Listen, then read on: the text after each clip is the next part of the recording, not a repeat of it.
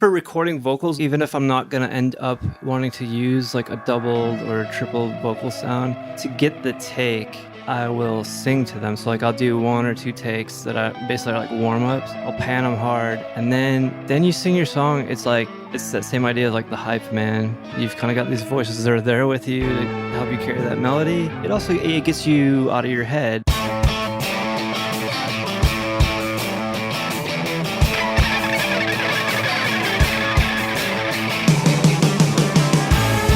Welcome to Recording Studio Rockstars.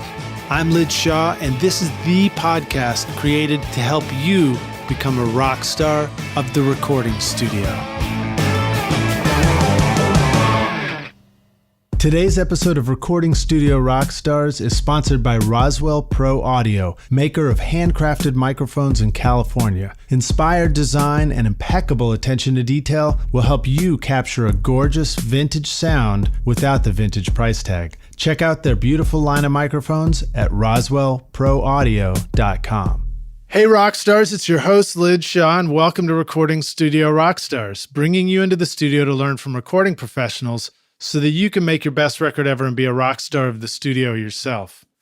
My guest today is Kyle Andrews, a prolific songwriter and producer with an awesome story of producing pop from his bedroom studio that ultimately reached millions and millions of listens and views worldwide.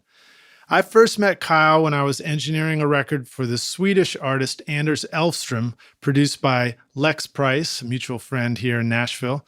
Lex was bringing all sorts of cool musicians into the studio to work for tracking and overdubs, and one day he said he was inviting this whiz kid from his neighborhood into the studio named Kyle Andrews to bring in his laptop and just kind of see what happened on the session.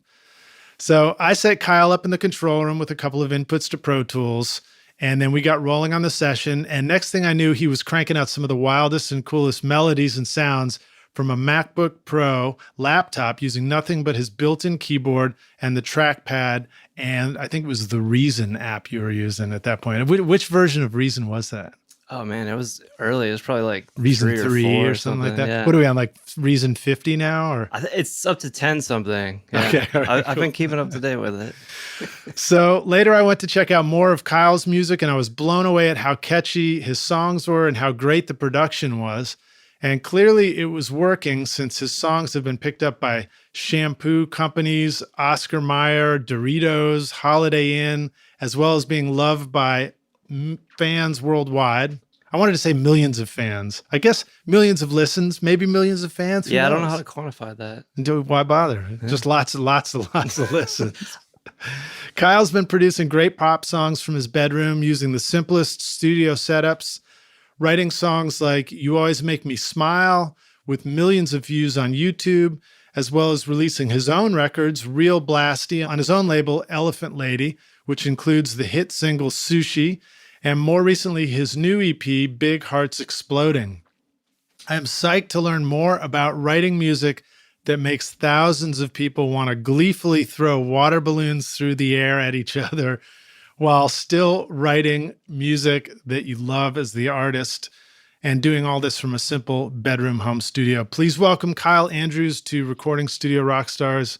Kyle. Hey, Lidge, thanks for having me. Are you ready to rock, dude? Man, I am. I've had a mocha. You've made me a coffee, and I've got some water. I'm ready to rock. Awesome. Would you say you had a mocha already? Oh yeah. Do you make those yourself, or did you go by this? I go to the coffee shop. There's a red bike near me, and it's definitely part of the. That's what it's called, the red bike. Yeah, red bicycle. Nice. It's definitely part of the routine. You got the caffeine and then the chocolate in there. It makes you feel like you're in love.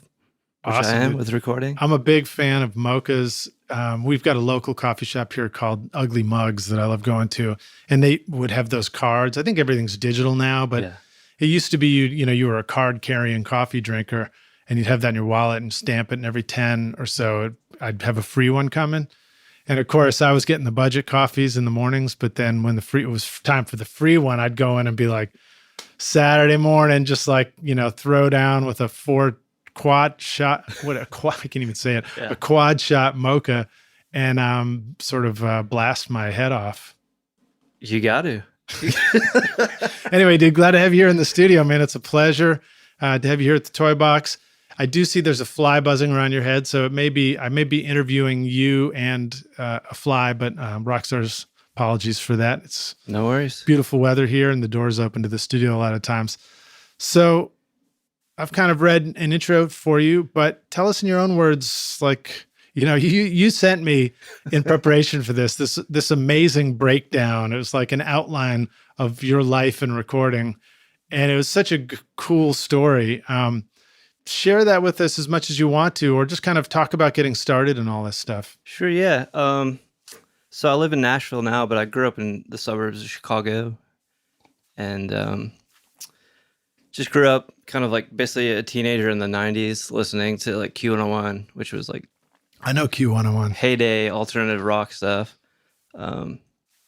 So yeah, listening to that stuff very early, got into like, well, hey, I want to get a guitar. I maybe want to write songs, but immediately was drawn to the idea of recording. So at first it was just like a tape deck that had like a built-in mic. Probably like as soon as I realized that there was such a thing as a 4-track that you'd be able to like layer, that was just mind-blowing.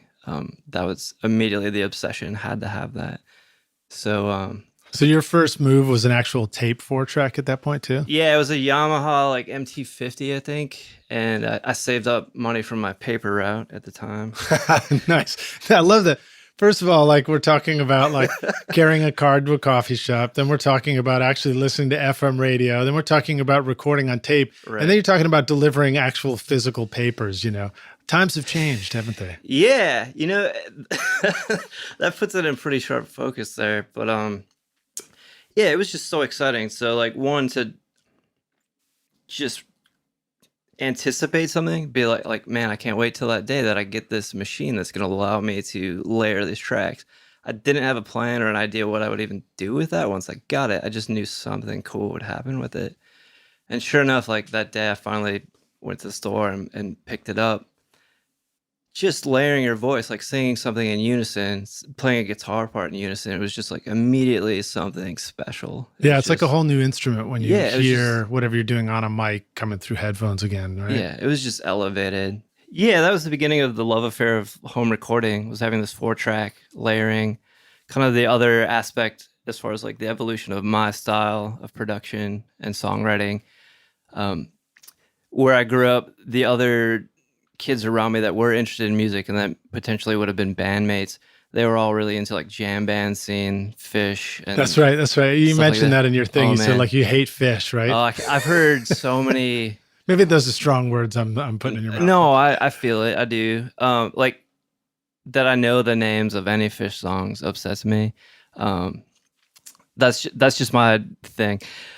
I grew up, I love the Beatles. I love Smashing Pumpkins. I love pop rock, basically. Yeah, ironically, Fish was known for having this song where they all bounce on trampolines on stage, right? And that really like also feels like that would be at the core of one of your moves. If you like one of your songs, you would get up and like have everybody bouncing on trampolines, right? Yeah, I think there's definitely that aspect of like that fun part of it that I didn't necessarily connect with at the time. That later I'm probably better able to appreciate. So you're using a 4-track, but this is the 90s and ADATs are appearing. I guess ADATs are appearing mid to late 90s, right? The digital stuff.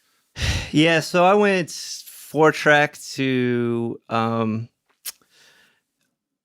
ADAT wasn't really in my world. I think at some point I got like a standalone mini disc recorder. That was probably like the first digital thing. And then there was like a Roland VS880. Oh, yeah. Yeah, the VS880 and the VS1608 or 880. I had the 880 and I love that because it had basically had like 2 channels of built-in effects. So that was like the next step from the 4-track. You're playing on the 4-track. I was literally just plugging my electric guitar directly into it. So this was like a next step into sort of this virtual digital thing. Well, the Roland was really cool. I mean, I actually, funny enough, I was up there in Chicago, the second half of the 90s. I'm working with bands up there too. And we were produced a song that ended up on one of those Q101 compilation CDs too. Yeah. What band was it? And like playing shows at the Metro and stuff like that. Really? So Chicago is a great scene. I mean, I think it still is. It's a fantastic city. Yeah.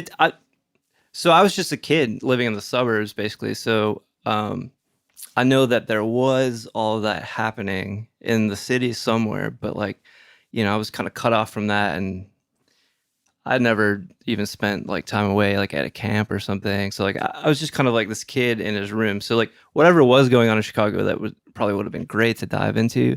I just wasn't connected to and didn't have um, a direct role model. It seemed just another planet. So what was the first kind of stepping out for you where you sort of like, made a big move and moved to Nashville or maybe just moved to the city or whatever? Yeah, so I had, ironically, one of the friends that was into those jam bands was clued into the scene going on in Nashville, came down to school at Belmont, ended up joining a band called Llama that was signed to like MCA Records when they were like 16. So that was the first like, oh, this isn't in outer space on another planet. It's people my age that I know. That honestly was enough to be like, okay, well, let me go check out Nashville. So I came down here and immediately loved that it was just like, it's a town that just respects and loves music and songwriting. Yeah. How old were you at that point? I was 19. Okay. Yeah. Okay. So, yeah, like in the suburbs of Chicago, like a career path I had friends' parents be like, oh, you should get into like computers or networking or something, which maybe would have been a smart idea, but music as a profession I don't know a nice way to say it, but it just wasn't respected. So to come down to town where it's like, whether you're making money at it or not, everyone you talk to is like doing this and loves it and respects it, and it understands that idea of like, well, yeah, it makes sense you would want to do this. So that gives you a lot of fuel for creativity and just for doing it yourself. Yeah, it's so nourishing. And as you get into the scene, you see other artists you like and they inspire you, or you see other bands that you feel competitive with and that inspires you, and it's just a really great time for that. So yeah. So fast forward almost 20 years to the present, right? Yeah. Maybe talk a little bit about, because I remember when you were doing your intro, what you sent to me, you referenced some things like 12th and Porter, these clubs that don't even exist now. But people, and now 10 from 10 was another 10 one. out of 10. So 10 out of 10. So these shows where they're like showcasing local artists, and then 10 out of 10 was basically a tour that was showcasing Nashville artists, but they don't exist anymore, or at least those things don't exist, but the artists do. Maybe talk a little bit about your experience of like what it means to connect with your peers at that time, and then fast forward 20 years, and where does that, where's everybody now a little bit? How does that feel to you? It is interesting. I mean, when you kind of start out and you're 19, there's the people you move here with, there's the people and everybody's very hungry and kind of going for this thing. But what happens is you have to find your niche. Where are you going to have a place in this? When you're young, there's this ideal of like, well, I'm going to be a rock star and tour the world and make lots of money from that. But the longer you do it, you see these other pathways within making music, whether it's running a studio or just being a songwriter or just being in someone else's band. There's all these different ways to go about it. So yeah, I mean, do you ever remember having a feeling that your friends and peers, like, oh, they're all my friends and peers, but that's not real. Like this other big deal stuff I see over on Music Row is what's real. I think I quickly I never had any sort of fantasy of fitting into the Music Row thing. That also felt like the Chicago Q101, just other planet kind of thing. Nashville's always just felt like friends that you're hanging out with and making music with. And sometimes those friends go on and do these huge things or on SNL or something, and that's really cool and exciting. But like, it still feels really like a small town thing. Yeah. I feel like I got a good takeaway quote from that of just dig your own planet, right? Right. Man, it's true. And I think that's a big part of my story is, through home recording, it's allowed me the space to figure out like, who am I? What is my voice as an artist? even like literally my actual voice, how can I use that on a microphone? Yeah. I know for a fact, like if I had had to just save up and spend money at an external studio, like I wouldn't be doing this literally at all, because it took me 10 years to learn how to sing the way that I can sing. Nice. So just having that space, figuring out, okay, what am I good at? What can I contribute? You referenced that session that I came in here, and that was probably a big deal for me because I didn't have a lot of experience going into other people's situation like that. But you have to have confidence that, okay, well, here's how I do things. Here's what I can offer. It might not be exactly what everybody else is doing. And kind of have faith and put that in the other artist's hands that they can use that or not use that. Yeah. Well, you did some really cool things on that session. So, I mean, I don't know if you knew anything about the music going into it, but your role on that session, what was so unique and interesting to me too, was you got called in the same way that as if you had brought an electric guitar rig and you were meant to do an overdub, but you showed up with a laptop. And I don't even think we were like in sync. We didn't bother with MIDI. There was no fancy connecting the DAWs. There was no syncing up the clocks. There was no digital inputs. It was just like, here's a couple of cables. We might have even taken like an output of the headphone jack on your laptop, possibly. Oh, it's probably off the M-Box too. Or off an M-Box, yeah. And then we just routed a couple of cables in. Yeah. But yet still, you came up with like the coolest sounds and weirdest stuff that made it sound like, we were making this. It made it feel like the record we were recording was being produced by a bunch of DJs all along in my Pro Tools rig. And I just thought that was a great way to think outside the box. Another thing I remember is like your sounds, you were coming up with these keyboard sounds, but they came out really like distorted and mangled and fucked up and otherworldly, And I definitely abused that M-Box. Like the Real Blasty record that I made, I think it was back in 2008. It was just digital clipping through the inputs on that. Like all the bass was just plugged directly into it. Or I think I had that 6176, so it was like slammed through that guy, like this tube stuff, and then that's the Universal Audio tube interface. So I would run the bass through that, and then hit that M-Box 2 with it clipping in red, and it would just give you this explosion sound. I love it. So you were already like just saying, I could care less about what people say you're supposed to do with this, or did you just not have anybody telling you what you're supposed to do with it? So I'm not trained in any way. Like I didn't go to school for recording. So everything has just been trial and error and experiment. And it leaves you free to break the rules or just not even know what they are. And you just use your ears and find something that sounds good. That doesn't always work. That doesn't, I could have come in here and tried that with you guys and it could have been a total dud. And maybe on certain songs it was. But for me, that's how I like it, because you make plans and they change anyway. How often had you had a chance to show up on somebody else's record like that and sort of bring your sound and just be like, this is my sound? Or were you nervous? Oh, I was super nervous before that. Like, and I told Lex, I was like, man, like this sounds really cool, but like you shouldn't have me in their day of doing basics. Like it might be a distraction because again, it could fail. I'm used to having all that space and time at my house. Like there's not a clock running. There's not people kind of looking over your shoulder going like, are you sure about that? It's probably good because so when you say basics rock stars, he's talking about like when we were doing the basic tracking, you were telling Lex you didn't want to be invited in with your laptop as part of the band putting the track down, right? That's what you're saying? Oh yeah. And so I can already imagine had that happened, I would have started getting into, well, maybe we should sync up the MIDI between these two things. Sure. And maybe we should like export all your loops and we'll build the track off that. And it already would have turned into like, an engineer's geek fest instead of just making cool music. Yeah, and that ultimately probably would have been a distraction for all the other players and maybe for the artist. It's definitely worth knowing or trying to keep track of like, okay, when is it a good idea to maybe go down this other rabbit hole?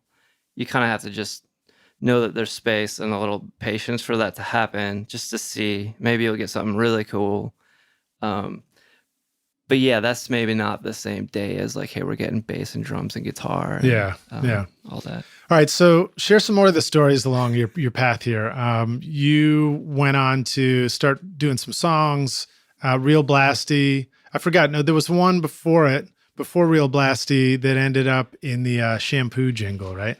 Yeah. So my first record, Amos in Ohio, and then an EP after that were put out on Badman Recording Company, which is a label out of Portland, and they've put out a lot of cool indie stuff. Again, those are records that are recorded in my bedroom. And this is like 2002 or something like that? A little bit later, like 2005, and then the EP was 2007. So yeah, I'd been in Nashville a little bit and just kind of playing out and meeting people. So yeah, I put out that record, and eventually, yeah, one of the songs made its way onto this South American shampoo commercial. That's great. And at that time, I didn't know that that was a thing. Like, that's how green I was. I didn't know licensing was a thing. So that happening was like, oh, neat. Okay. But also, it was a song called Find Love, Let Go it was basically a breakup song and a song about depression. And how that ended up in this like joyful shampoo commercial. It was basically, I don't know if you watched it, but it's basically I did, yeah, it's great. People like launching a kite on top of this building. It was really cool, like set to this super sad. I was a little concerned that somebody was going to get blown off the roof of the building. You know, if that kite, if a big gust of wind came along and Right. 10 people go flying off. Yeah. So Rockstar, as a reminder, of course, I've got links to what we're talking about in the show notes, and there's a YouTube video playlist there. So just click through and you can go check out any of the songs we're talking about too. Yeah, it's pre-HD, so it's I think it's like 240 like pixels or something. So it's Nice. archived somewhere on the internet. But yeah, that was the first experience of like, oh, okay, like these songs, you know, it's not just record sales. This music could get paired in sort of another visual situation, whether it's an ad or a TV show, and then there could be money from that. And exposure to people seeing this in this other context. Yeah. So then you went off, you did your first record, Real Blasty, which is super cool. It's got a fantastic single on it called Sushi. And I think you described that one as really gaining the most organic traffic and listens. Yeah, so that song's never really been used in a huge ad campaign or TV show or anything. It just... Which blows me away. Like, for sure, I thought for sure that one was like the featured song in all kinds of ads. You know, I think maybe I thought that too, but for whatever reason, I think because it is very digital and synthy, it kind of limits where it could maybe live. I don't know. Not in my mind. Yeah, you just never know. Honestly, Yeah. Like all that stuff, it's need driven. So like it's top down. Whoever's making that commercial, they have an idea creatively what they want to use, and so they kind of cast the net out. And so yeah, a lot of times bands or artists are like, I've got the song and it would be perfect for this ad or this TV show. I just know it. But that's got nothing to do with what this Right. person that's actually creating it Yeah. needs as far as a theme or sound or just like all the things that go into it. But yeah, it's done well on various streaming things. Rockstars, you're going to love that track. So now after that one, and we're going to get more into like how you did all this stuff in the studio a little later, but after that song, then you went on to do You Always Make Me Smile, and you had a great story about doing that. I wonder if you could tell us about that. Yeah, so You Always Make You Smile. It happened. I had just kind of split with the management company that I'd been working with for a while. Had just put out this Real Blasty record that for me was like kind of creatively a pinnacle of sorts. Yeah, I was just like kind of feeling down in the dumps and like depressed, like not okay, what's the next move? I feel lost. And my roommate at the time, who's now in a band called Cadillac 3, he's a drummer, made Man, we had been living together so long that I think we were technically common law married. But like, he's just a really close friend, and we were both just kind of bumming. It was raining out, just like that week of Nashville spring storm kind of thing. And he got a prompt from somebody to try to write like the song that was supposed to be happy. Again, maybe let's define that word. So when you say he got a prompt, that's sort of a Nashville experience as a songwriter? Yeah. So in publishing, so when you talk about that need base, like somebody that's working on kind of up the food chain, they're working on whether it's an album for some artist or some sort of ad project. They're saying, hey, we're looking for this sort of thing or something like this, not a copycat of a song like this, but certain elements, whether it's tempo or just spirit. So you'll get prompts of somebody looking for like, well, ideally we'd have a song like U2's A Beautiful Day. I mean, that's the all-time prompt for ads because it's just like, it sounds like a celebration and, oh man, isn't it great to be alive today? It's beautiful. So that's the kind of thing. And if you use this laundry detergent, you'll feel that way too. Yeah. So they're that's the hope. A lot of times what happens when you write to a prompt is like, well, that's not necessarily inspiring. Maybe you don't feel that way or it's inauthentic. And a lot of times if you try to chase things in that way, it usually doesn't work. It'll be a dud. This instance, they were like, we got a prompt for a happy song. It was maybe out of desperation, just it's crummy out. We're feeling in the dumps. We just somehow mustered in this like focused 3 hours, like, let's write the happiest thing we can. And in doing that, I really was able to draw from basically this other aspect of my personality. I think when I'm hanging with friends, my default, and maybe it's the Chicago guy thing, is I'm aware and letting you know of all the things I don't like. Like that's, that critical thing is very much in the forefront. It felt good to make a song that was like, well, what are all the things I do like about this person or this friend or writing with this person now? And we just put it all into this 3-minute explosion of just appreciation, basically. Yeah. And we recorded it on a $120 microphone. So like, do you remember what mic it was? Yeah, it was an Audio Technica 2020. 2020, okay. Yeah, so it's like the front of whatever that line is. Awesome. And yeah, that was like maybe like the first big success in sense of, as soon as we were done with it, we got in my car and we listened to it. We drove somewhere and it was just like, I don't know what, but this will be something like this. I feel great hearing this. Like there was just this, like, this definitely will get used in something. I don't know what, like it just will because of the way it sounds. And that was just before it getting picked up in anything and before making money from it, having that confidence of like, okay, this is definitely going to happen. And we just recorded in my bedroom on a $120 microphone. Like it was just a shot in the arm of just like, okay, like, let's get back in there. Let's make more. So I remember it has some great chorus lyrics, right? It's something along the lines of like, I don't know why I love you, I just do, or something. Can you tell us the lyrics in that? Yeah, the chorus, I don't know why I love you. I just know I can't stop thinking of you. Oh, wait, it's because you always make me smile. Yeah, it's great. It's so simple, Yeah, and all that stuff, just Neil and I sitting there just quickly just... You guys were like, well, so why do we love her? Why do you love her in the song? And they're like, I don't know why I love her. Oh yeah, there it is. That's pretty good. Yeah. And in that, in a lot of songs for me, I'm thinking of so many people. I'm thinking of a girlfriend. I'm thinking of my parents. I'm thinking of my best friend. I'm thinking of, hopefully, of what maybe any of those people might think of me. Like, I noticed you didn't throw any of your ex-girlfriends in there, so you're probably smart. So groovy. Well, so then that song went on to actually get used in a particular ad campaign, right? Yeah, it got picked up for this big worldwide Holiday Inn campaign.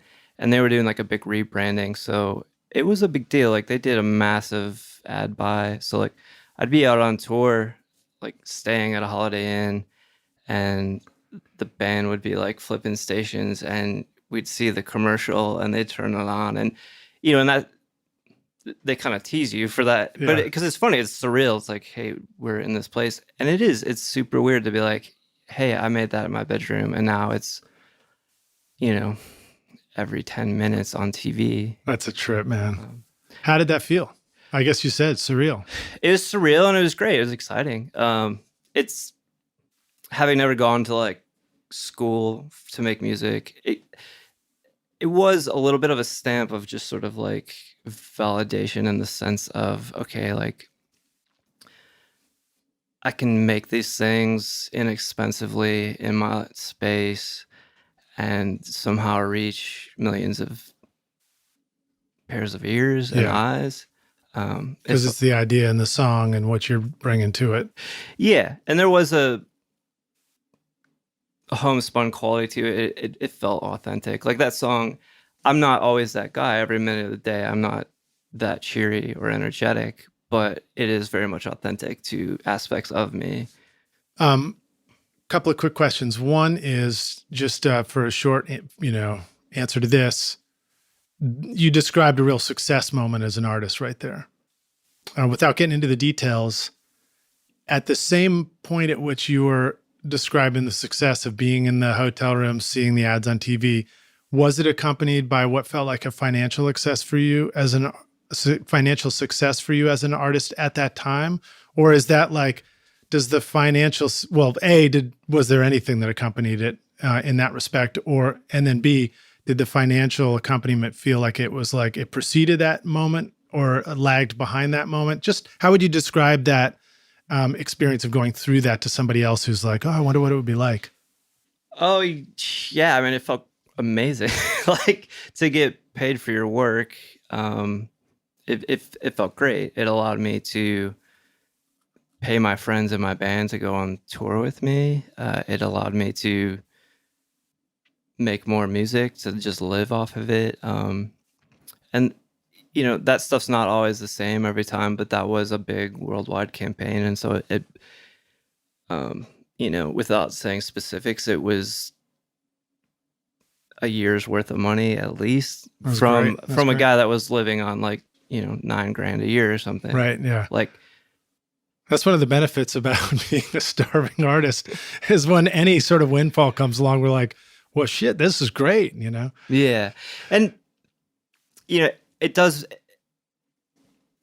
when you're working like that, when you're working on spec, there is a disconnect between, hey, I spent this many hours, which is hundreds and hundreds on all this music, and then this one thing landed later and made me this much money. There's definitely moments of like, you can get confused in terms of like how you're valuing, well, that is more important because it made more money.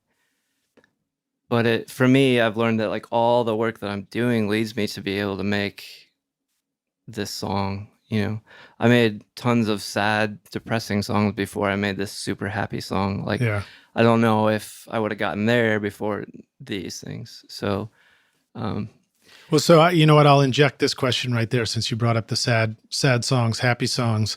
And the question is this: is D minor really the saddest of all keys? And should we stick to major chords? I think I would agree with D minor being super sad. I think it depends on what your intention is as far as like sticking to major keys. I mean, you're not going to hear that D minor sad, slow waltz in the hotel commercial ad that's going worldwide. You're not going to hear that, but you might hear it in a movie that's in, the Oscars or something. Yeah. You might hear it on your favorite TV show, like a more dramatic thing. So, yeah, it's kind of what's your intention? What's your goal? Where do you want to hear this?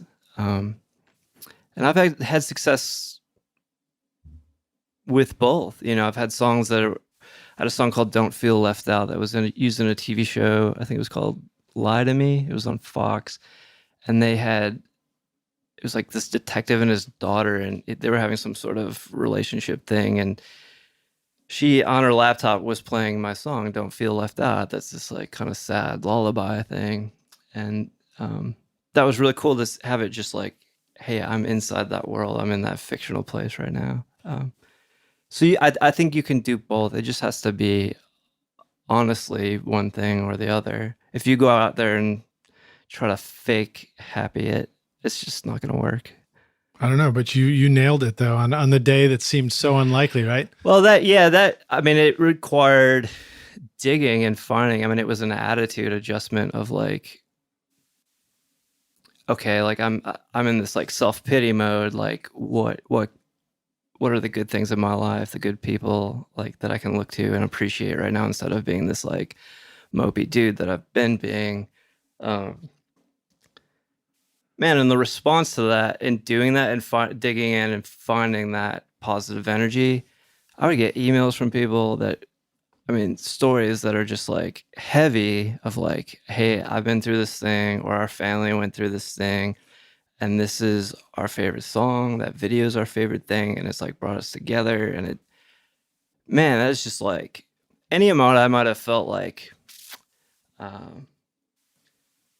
sheepish about like, hey, here I'm singing the super happy song. Any amount I might have felt like sheepish or uncool about that was just obliterated by like feedback from people that like this is a part of their wedding, or something they all sing together as a family. Like, yeah, that's so much more rewarding than like whatever cool or uncool factor of like singing a happy song. Tell us about the video that you guys did to go with that song. Whew.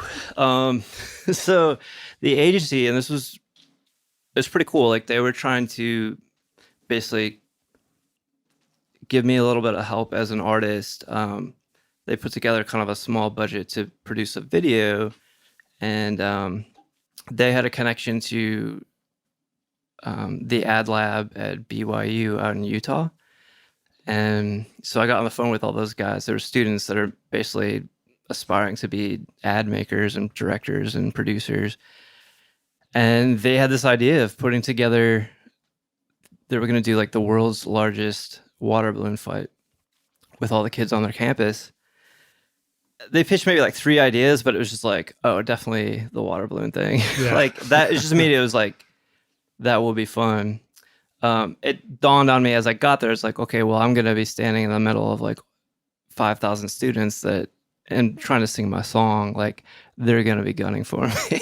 Yeah, totally. So like I had like an earpiece in and was trying to sing along, but like, man, screaming. 3 seconds in, it was just melee and just like pummeled with like water balloons. And I mean, it felt similar to like paintball when you get shot with one of those, where it's just like, oh, okay, like that stings. That hurts a little bit. But man, it was like one in a lifetime sort of experience of just like, again, like I never went to college. So then here I am with like all these college kids doing this crazy fun thing that college kids do. But then it's also my music video, and it's breaking some sort of record. And was the video part of the ad campaign too, or was the ad different? It was separate. It wasn't a Holiday Inn thing. I think the idea was like, hey, if they help me out, people will just hear that song separately, and maybe there's some sort of subconscious connection between the two. I don't know how well that actually worked or not, but well, the video's got like, over 2 million views, I think, when I looked at it. So yeah, that was an exciting time. It was kind of a sweet spot for like YouTube, where you could independently put up something and that wasn't like a cat video and still get like millions of views. You haven't done a cat video yet? I haven't. I think Matt Mahaffey did a cat video. Yeah, I was gonna say his was really great. Yeah.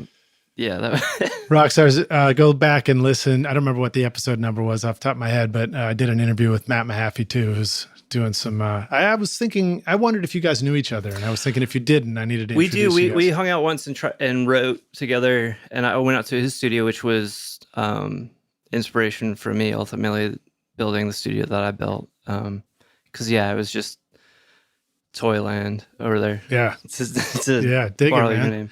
All right. So let me ask you this question. Let's stick to something you said about feeling sheepish about the song and the lyrics and stuff. You started out, you talked about finding your voice over years, so clearly you went through the desire to record music and do stuff and everything, but somehow you also let people hear it. You shared it with people in your, what you sent me. You talked about handing CDs and demos to people and getting into the first showcase and stuff like that. Talk a little bit about that process. Tell us about that, like, stepping out and taking a chance and like, feeling awkward and handing your CD to try and get on the stage at 12th and Porter. Oh man, I mean that stuff is kind of everything. It's literally just putting yourself out there. I'm pretty shy person, and so that's not naturally something that I have a skill for. So yeah, it was a big deal to kind of go out to this showcase and go up to Daniel Tash and be like, "Here's this CD-ROM that I burned," like, and when you're new to it, you're looking for somebody to be like, "Here's a stamp on you. Yeah, I think you're great," and like to just drag you into it. But like everyone's trying to do it, so people aren't trying to drag you into doing it. You have to like put yourself there. Yeah, I remember feeling that way about Nashville, realizing one day I was like, the thing about Nashville is like you make a CD and you meet someone, you hand me like, "Hey, I just finished this CD. This is my great work." And they're like, "Oh, cool. Yeah, I just finished this CD and this is my great work." Right. I mean, that's a real thing. And I remember when I first moved here, I started working at a grocery store, and that's actually where I met Lex Price. What was it? The Sunshine Grocery or so? What was it called? Yeah, so it was like an extension of that. It was what became Wild Oats. Right. Yeah, Okay, in Green Hills. And the cool thing about that was there was hundreds of people that worked there and hundreds of people that came through every day. So like, for someone like me that's a shy person, I'm just now by default interacting with hundreds of people that I didn't know. Nashville at the time was definitely like a small town, but like it was a way to just kind of get a sense of what was what. You could invite all those people to your show and they'd come and you'd go to their shows. And there's just like this community of like people all interested in it as well. But I mean, literally working at that store, it led to meeting really cool other musicians like Lex Price, a friend. Let's see, like the husband of a girl that worked in one of the departments was on a band that was working with Network with Chris Moon, and eventually me just passing these CDs around everybody somehow ended up in his hands. And it's on one hand you want to be like, well, it's not that as simple as that, but it almost kind of is. It's like you have to pass it to somebody that you trust and you like their style and their taste, and hopefully they like yours and they pass it along and they pass it along. But man, like if you're hiding in your room and not sharing that stuff, like nobody knows like what you're doing, and they're not going to just like dive in and find you. Let's tell the Chris Moon story for just a second. So Chris Moon is this great guy that I met many years ago too, and he actually showed up to introduce me to an artist that he was working with that he was excited about named Josh Rouse. Oh yeah. And that was at a time where I first heard it and I was like, so my story is sort of funny. It's a me missing the boat story, right? Where I was like, oh yeah, this is cool, I guess. What is this? Who is this guy? I'm like, I was feeling a little self-important. That was sort of my like sideline story going on in the back of my head. And then next thing you know, I hear what those guys are doing, and I think they did it with Roger Mutino, and I was like, oh my God, this is really cool stuff, Yeah. And I always think those stories are funny too because it's really easy to overlook stuff that is, really meaningful music. It's just right in your periphery sometimes when you're going through this journey, I think that happens to everybody. I was back home recently, and my parents had pulled out kind of just like some stuff of mine that they had in storage. And there was, I think it ultimately became The Scene, but it used to be called All the Rage. It was just like a smaller weekly. And on the cover, they had kind of done like a spoof of like the Sgt. Pepper's thing, but they had like local bands. And I was in there in the mix around the time of like my first or second release. And then it was like pink spiders in the center, and then like somewhere in the back was Paramore. And I like flipped through it, and like they had like kind of ranked everybody, and it's just like, man, talk about missing the boat. Like they had me a lot higher than Paramore, and it's like, well, we've seen how that's worked out for everybody. So it's interesting. Like at the time, what seems like, yeah, you could easily just not see what somebody else is saying. I would say at that time too, Paramore was probably really doing a music that would have fit right into, you know, the vibe of Chicago and stuff where you came from, you know, the whole Q101 thing. Yeah. Well, cool, man. All right. Well, let's take a break for a minute. We'll come back in for the jam session. I'm digging into more questions, but actually before we do, I like to ask guests to share an inspirational quote. And I wonder if there's anything that you wanted to share, just kind of get us psyched up to hit the studio. Yeah, definitely. So an inspirational quote. I toured with this guy, Kishibashi, when he was in a band called Jupiter One. And when I got to hear all of his first solo record before it came out. I remember just being really mystified at how amazing it was. And texting him and asking like, how did you make this? Which is a pretty broad question, but he gave back this very zen answer. It was, first you must do it, and then it is done. Nice. And man, I just remember just being like, ooh, okay, like, but it's so true. It's back to that idea of like, you just have to make it. It's not going to be perfect. It'll never be perfect. You try your hardest and you love it and you make it, and you got to put it out there and learn what you can learn and then do it again. So I like that. I'm going to take that advice myself and try and remember it. I found it's worked for a lot of things, you know. You just try it. Like even the stuff you're scared of, just do it. And well, you know, and you talked about making those first steps towards, you know, leaving your sheepish home studio with the music you're creating and sharing it with somebody you trust. Did you also feel like you were surrounded by people that you were terrified to share your music with? Like, oh, they're going to laugh at me kind of thing? I will say, and I'm super grateful for it, in coming to Nashville, and maybe because I was doing something, coming from somewhere else, people from somewhere else tend to be kind of exciting for some reason. But I wasn't doing exactly what everybody else was doing. And man, I'm really grateful. I found a lot of friends here that I liked what they were doing and trusted, and they were giving me a lot of positive feedback. So that definitely, it gives you courage to be like, okay, well, I'll take another step out the door and another step out the door. Nice, dude. Yeah. Awesome. Well, rock stars, we're going to take a break. Remember, you can find everything we're talking about in the show notes. Just go on your mobile device right now with the podcast app, and you can click through, including a YouTube playlist, so you can go listen to some of Kyle's awesome tunes. And then if you're actually in a place right now where you want to learn more about basic mixing stuff, go take my free course, mixmasterbundle.com, where I give you downloadable multi-tracks and I show you how to mix a song in Pro Tools, but this would work in any DAW, no matter what you're mixing on, using all free and stock plugins. And enjoy that. And we'll see you guys in just a minute for the jam session.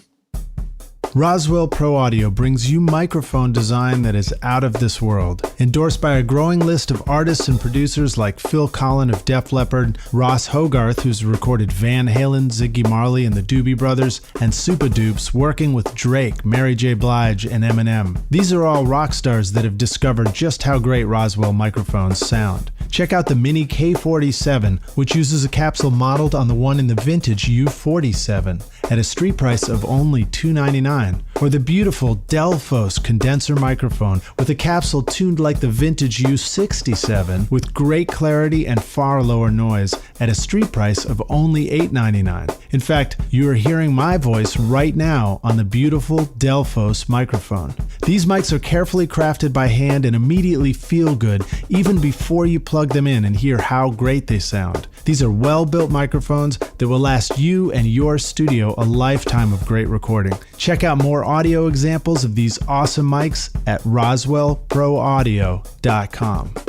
Hey, rock stars. We're back now for the jam session. My guest today is Kyle Andrews, joining us to talk about making all kinds of great pop songs, many of which have been picked up by pretty successful jingles and ad campaigns, and then all the while making records that you actually really enjoy making yourself. So are you ready to jam, Kyle? Yeah, let's jam. All right, dude. All right, so let me start out with this question. What makes a great pop song? Oh, man. To me, a great pop song, there's different layers. It's something you could not be paying attention to the meaning of it whatsoever, and it's tuneful and catchy, and it's produced in a way that you're just drawn to on the superficial level. But beyond that, to be great, there's usually a few layers of meaning for me. Man, I wish I. Well, it's I've heard a lot of descriptions about this creative process and interpretations, and I always like the ones that where the author of the song doesn't ever really want to answer the question about what the song's about, Right? Because it's an understanding that the meaning is in the interpretation and the listen a lot of times. I mean, when I'm writing, I try to sort of triangulate between a few different thoughts. Okay, like I'll be drawing from a few different places. Like it could, directly for me in my life, it could be about this moment or this experience or this relationship over here with someone else. And then that last sort of corner of it is what the audience could do with it for themselves. And yeah, there's a certain amount of you want to put yourself into it, but you also want there to be room and space for the listener to wear that and put themselves into it. Yeah. Well, what are some of the things when you have been learning how to do what you do that you feel like were just stupid? Were like when you put these words together, or when you try and play this instrument, or when you try and make a mix sound a certain way, where did along that path did you feel like, man, I really suck at this? This is so embarrassing. Like where is your internal critic the loudest? I mean, for me, it just depends on my mood. I mean, I'm kind of bipolar, so like, yeah, one part of the day, if energy is low, like I'll definitely will pick apart mixes or my voice and just feel like, what's the point in this? Like, but why should I even continue? But I know, just from doing it so much, I do have confidence. Like, well, I probably shouldn't listen to that version of myself, like, because the only time this is gonna work is if the other version of myself is like, man, I love this. I'm so excited about it. It's usually the next day guy. Like you listen in the morning, you're like, all right, like you've rested and it sounds good again, and you don't feel crazy for chasing this idea. You gotta listen to that voice. The other one, you'll never finish anything because there's always something to critique or hate about yourself. Like, yeah, that's endless. Well, what was our quote? Just do it, and then it's done, or something like that. Yeah, and so like the Zen quality of that, of just, and this is something I do try to create in the studio space. You're trying to lose that self-consciousness. You're trying to shake that critic. And honestly, even if you're in the headspace of trying to cheerlead yourself, also, like, that's a distraction as well. You got to get to that headspace where I can just try something and not even consider whether it will work or not. That'll be apparent pretty quickly. What are some good tricks for shaking the critic and getting in the headspace where maybe you're moving forward and doing before your internal critic even has a chance to like get its thoughts together and start beating you up? First thing, I mean, definitely like the mocha is part of it. Like there's this chemical thing of just, okay, there's a stimulant there, and then that chocolate does something to your brain that gets you that like kind of lovey-dovey feeling of just like, hey man, anything is possible here. That helps. Beyond sort of that chemical thing, avoiding habits or situations where you're going to get self-conscious. So do you turn your phone off when you're working? I do as much as I can, but I also use the phone for writing lyrics if I'm writing with somebody else. And so, yeah, you can get distracted and sucked into other stuff. I try to ignore the rest of Nashville songwriting world.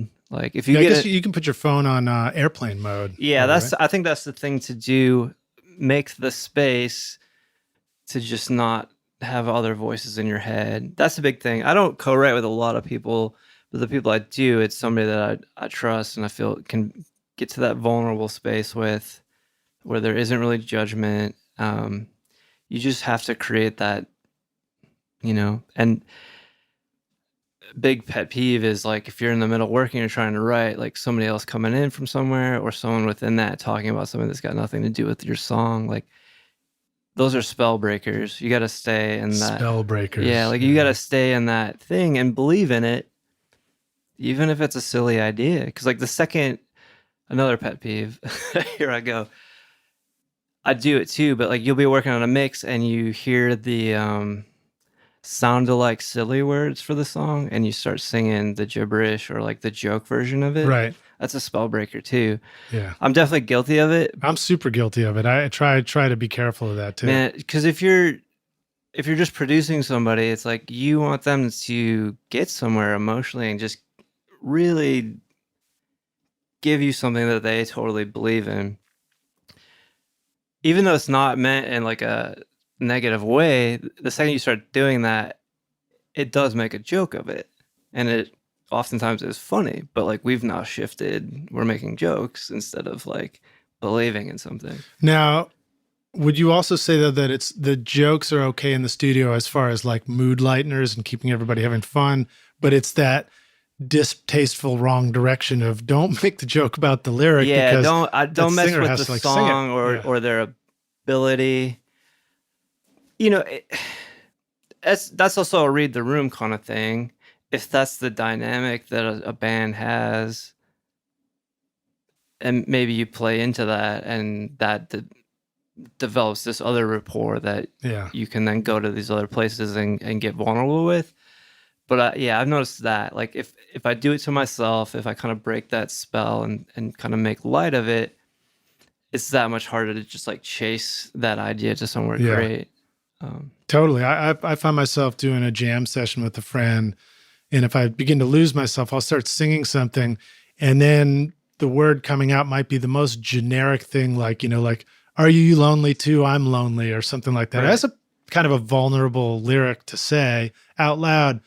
But if I immediately crack a joke about it, like, that, some goof thing, it's gone. Whatever it was that I was pursuing is gone, Yeah. And I think, man, that is such a common thing to think that like sort of reflexive first idea is somehow innately bad because you didn't construct it and control it and be like, okay, like I am lyricist guy and I'm writing this and crafting it.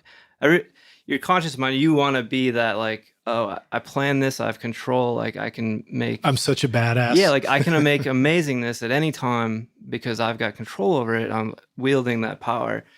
For me, I realize I don't have that at all. And 99% of the time, like the thing that just comes out is truth. If you got to a place where you're not conscious and you got that safe space, it just comes out and that's truth. And maybe you adjust it or finesse it in a way that you like even more, but you got to follow those tangents, even if it seems simple or something someone else has said before. And I try to just ignore that stuff and chase it.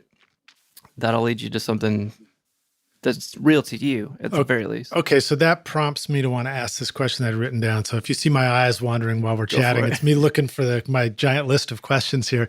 But it reminds me to ask you this. I feel like sometimes that in the moment, that first idea that comes out is oftentimes, the core of an idea. It's the kernel of what a song could be. And it might be a hook or a chorus lyric or something like that. So the question is basically like, do you find it harder to write the chorus or write the verse? And I guess the translation is like that first idea that comes out is the subconscious writing, but then do we have to like put on our control, let the control guy take the wheel and start writing the rest of the song and the verses and stuff? Maybe you can talk about that juxtaposition. Yeah. So definitely helps. That first thing that just kind of comes out, or like, what are you feeling most in that moment? If that ends up just being your theme, if you kind of commit to that, then maybe it is easier to construct around it. I had like a really rewarding writing session with Daniel Ellsworth and his friend that I just met, this guy Avi, and it was like kind of this cosmic thing where it was like, hey, we're just sitting here talking about a mood we would want to set and basically kind of describing a scene of it. And then so there's a certain amount of like, hey, we know we want to get to this place. We know we want to capture this feeling. I don't necessarily know how. And just very like free association, just grabbing at lines like, is this it? Does this feel like it? And just going until we were left with, okay, there's this blank spot for what is this last line that probably would be like the name of the song. So like we got, music, all these lyrics, verse, all this stuff, even the top of the chorus, all of that embodied and was the feeling of what we were going for. But then it did become a, let's solve a problem of this needs a little bow on the end that kind of completes it. So maybe the craft work does come into play at that point, but all that was built on and led to by letting it be free and not just trying to nail it down right away, throwing out ideas that weren't the thing and realizing that and just being patient with it. What tips do you have for when you're co-writing with somebody and they throw out an idea and you're not feeling it? What do you find is a useful way to keep moving forward and not be like, shoot that one down, and now everybody's like, oh, Man, it's getting shot down. I'm finding more and more. I was very bad at that very thing because I spent so much time alone in my bedroom or a basement recording, and only, that process of yes or no would just happen instantaneously within me. It took me a long time to learn how to express that in a constructive way with other people in a session. I feel like I have gotten better. And the thing is, it's just straight up honesty. Like, it's okay if that idea that I'm throwing out to you, if you don't respond to it, if it doesn't ring your bell, that's okay. Like, my life's not over and yours isn't. And once I'd kind of accepted that for myself, like, it's easier to then give that feedback to somebody else. And you feel like the yeses are more important than the nos anyway? Well,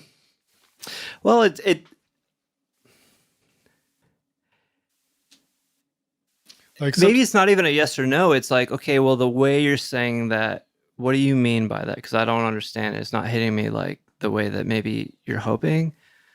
So it's just like, give me more explanation, and maybe we together find the way to say that feeling or what you're trying to describe in a way that we both connect to. Yeah. So it's even like it's not even a no. It's just like, well, maybe, but maybe there's a way to say that makes even more sense.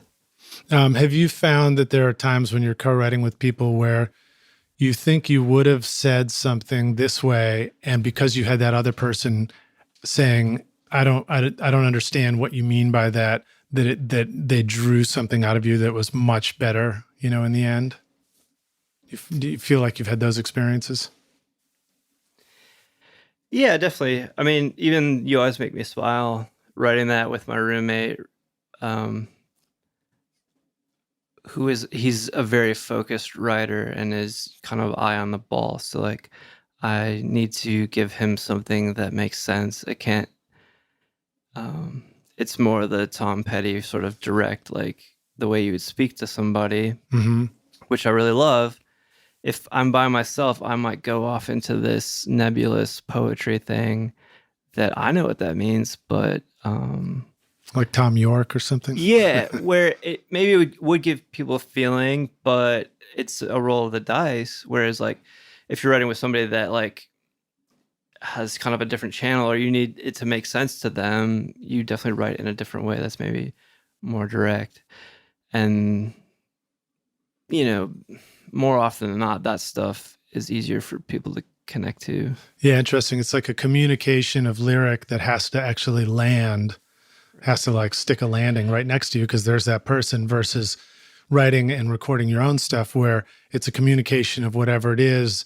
And then you can kind of lean on that idea I was saying before, where once it's out of your hands, it's like you don't have to explain it anymore. It's in the interpretation. Right. And both are valid, but they do produce different things. Yeah, it's definitely it's a different thing. And what are you trying to accomplish with it? And there's times where I kind of went through a period of a few years where, man, I just was not interested in being exposed on the level of like, hey, here I'm some guy singing what I feel to people in a way that they can easily absorb. Maybe I just wasn't a fan of what was going on there, but like, so in those moments, you write in ways that are obscured or blurred in a way that is still an expression of what you're going through, but it's not such a confession. And then there's other times where I like to just say exactly what's happening. Yeah. I find when I have a clear idea of what it is I'm trying to say and then I just say it, sometimes the words can flow out pretty easily that way. Doesn't mean that it's the best lyric in the end. I have a couple of problems with my lyric writing, or at least what I think are problems. Maybe they're not. Maybe I'm just beating myself up and I should shut up. But let me share them with you and see what you want to say about those. One is I have a tendency to hear a lot of rhythm. So I want a lot of syllables to all land in perfect time in all kinds of spots and spaces, you know? And then another is I'm really stuck on the rhyme schemes. It's like, you know, A, B, A, B, A, B. And I wonder if you can talk about your experience with that kind of, you know, fitting the lyrics into the music and whether you like it, don't like it. How do you deal with it? So usually one or two things happens. You always make me smile. It was like, oh, magically the thing I'm trying to say it's just all there and it pieces together and those words are just falling into this melody. Like they just came together. That's just like, whew, okay, great. Hardest thing is, hey, I've got a melody or an idea of how the melody would go, but I don't have the words yet. And that's where you get into the syllable thing and you're trying to match up that rhythm or you already had one great line. Now this other line's got to be as great as that line. That can be a grind. That gets in the work. And I mean, sometimes you try and you try and you try, and sometimes you just have to sort of like let go of that construct that you've made yourself that like, oh, this has to match. Like the first half of this verse, melody and rhythm has to be the same as the next bit. Like, literally you don't have to do that. Like, we've all gotten that idea. And there is like a Nashville kind of writing thing. The thing I get, people will be like, oh, we already used that word earlier. I'm like, yeah, the song is about that. That's why we're saying it over and over. Like, yeah. Like that stuff I have, you know, because I didn't go to school and stuff, I get this like sort of classist chip on my shoulder of like, this isn't American Idol, this isn't a class for songwriting. Like,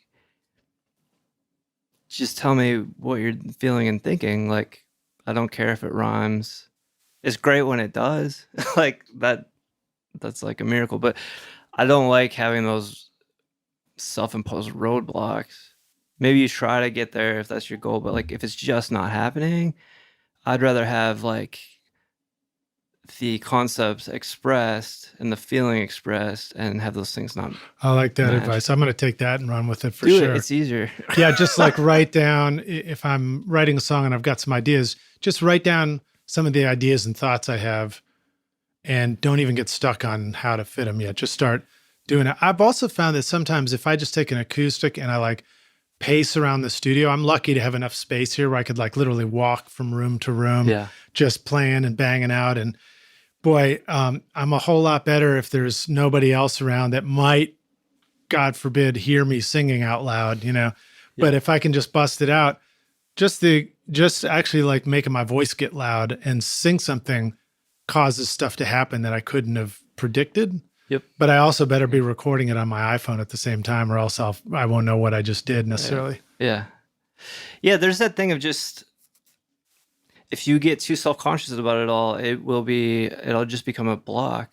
That's the other thing I had to learn with writing with other people is say the bad ideas out loud, like my brain internally would be like, nope, not that, nope, not that. And the other person just watched me sit there silently for 2 minutes and they got nothing to work with.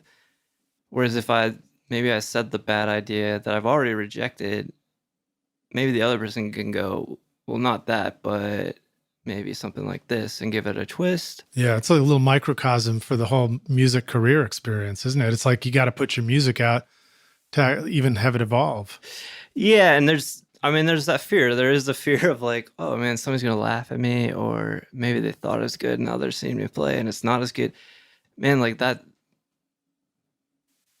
stuff is just part of the process of creating. Is finding the good stuff amongst everything. I think that answered the question I was going to ask, which is how many bad songs have you written?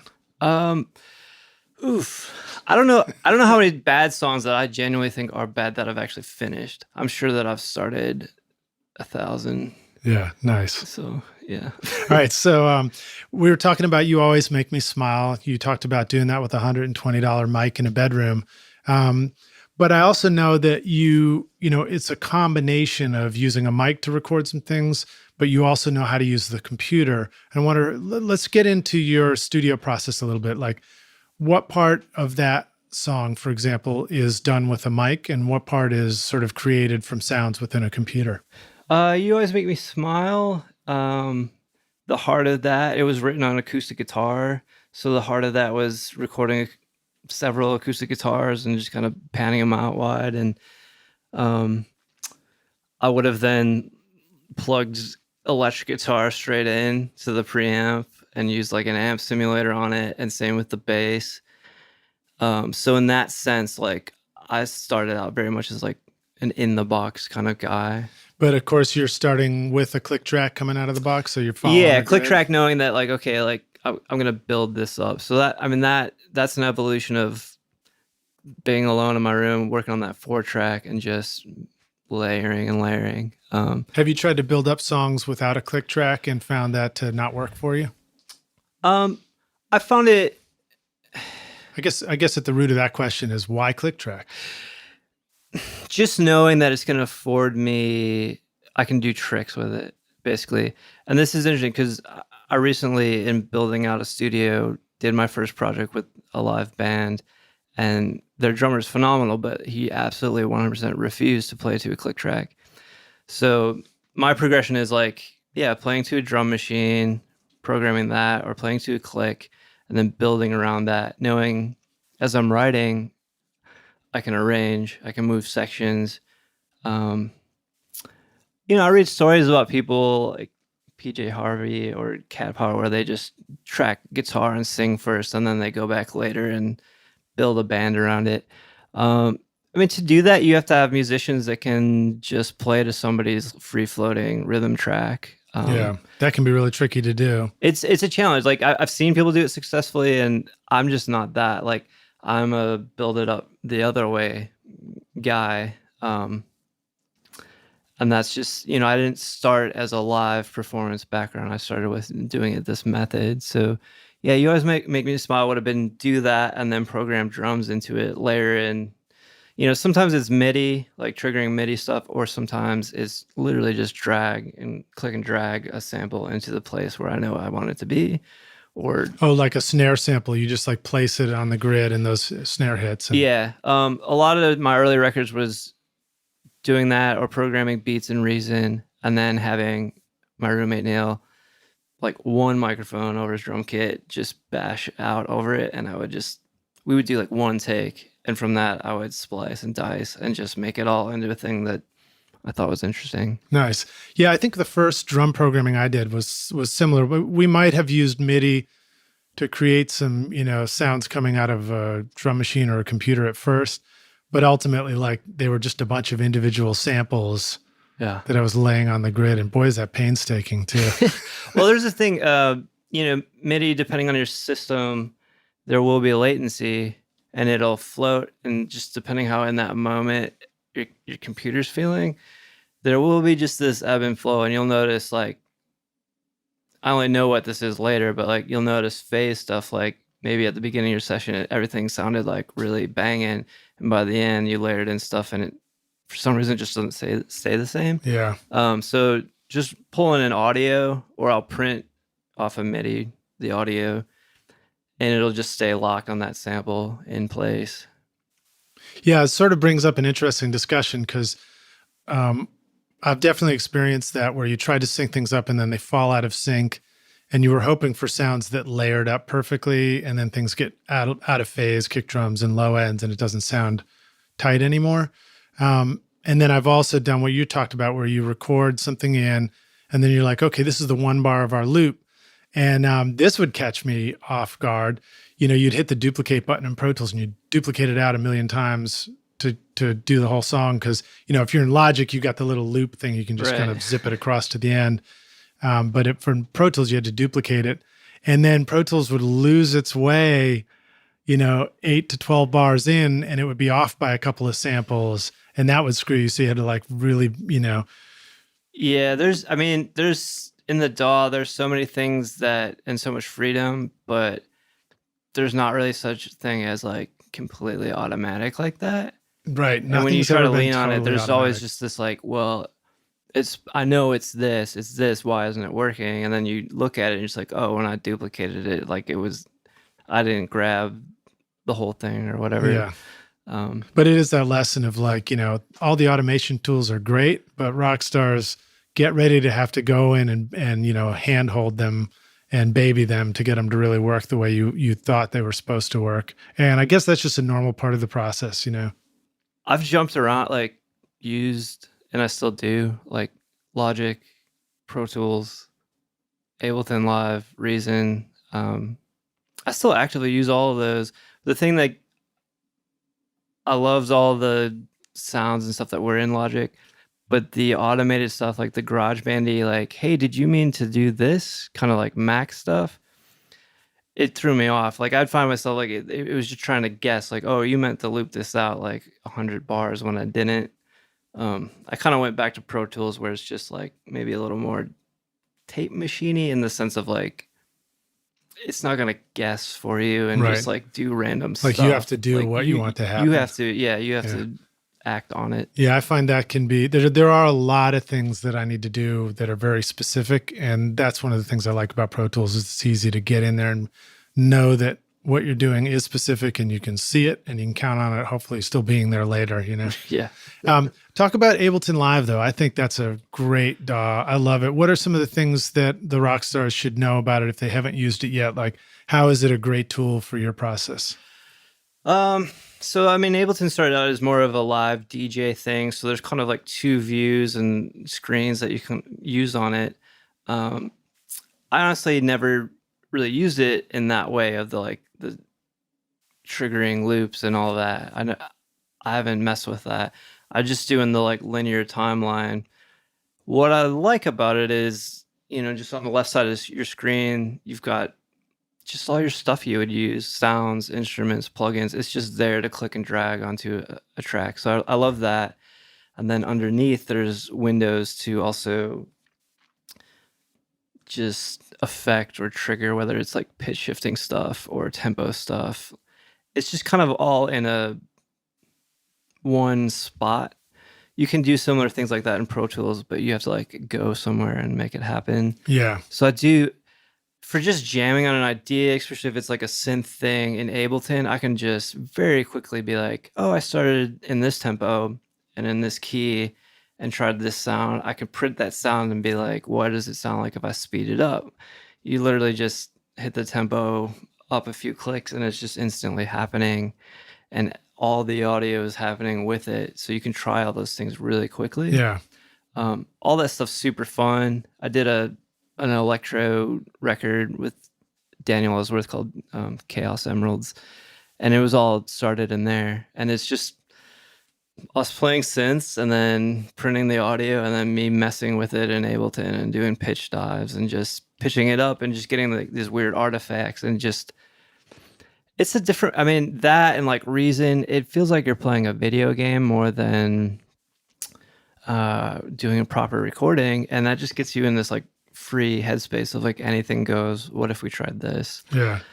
Yeah, I find Ableton was great for freaking sounds out. So I would take my laptop with a version on it, and I remember like waiting for my tires to be changed, Yeah. and I just went like, I just made like sounds into the laptop mic, and very quickly that was able to turn that into like a soundscape and a song and some weird stuff, Yeah, So that's it's so good much for fun. that. I mean, those experiments are just do it.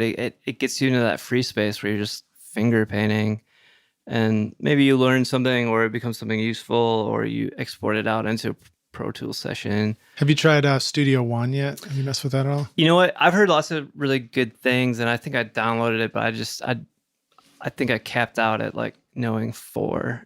And Yeah. I just Each one takes time and energy to learn it, really.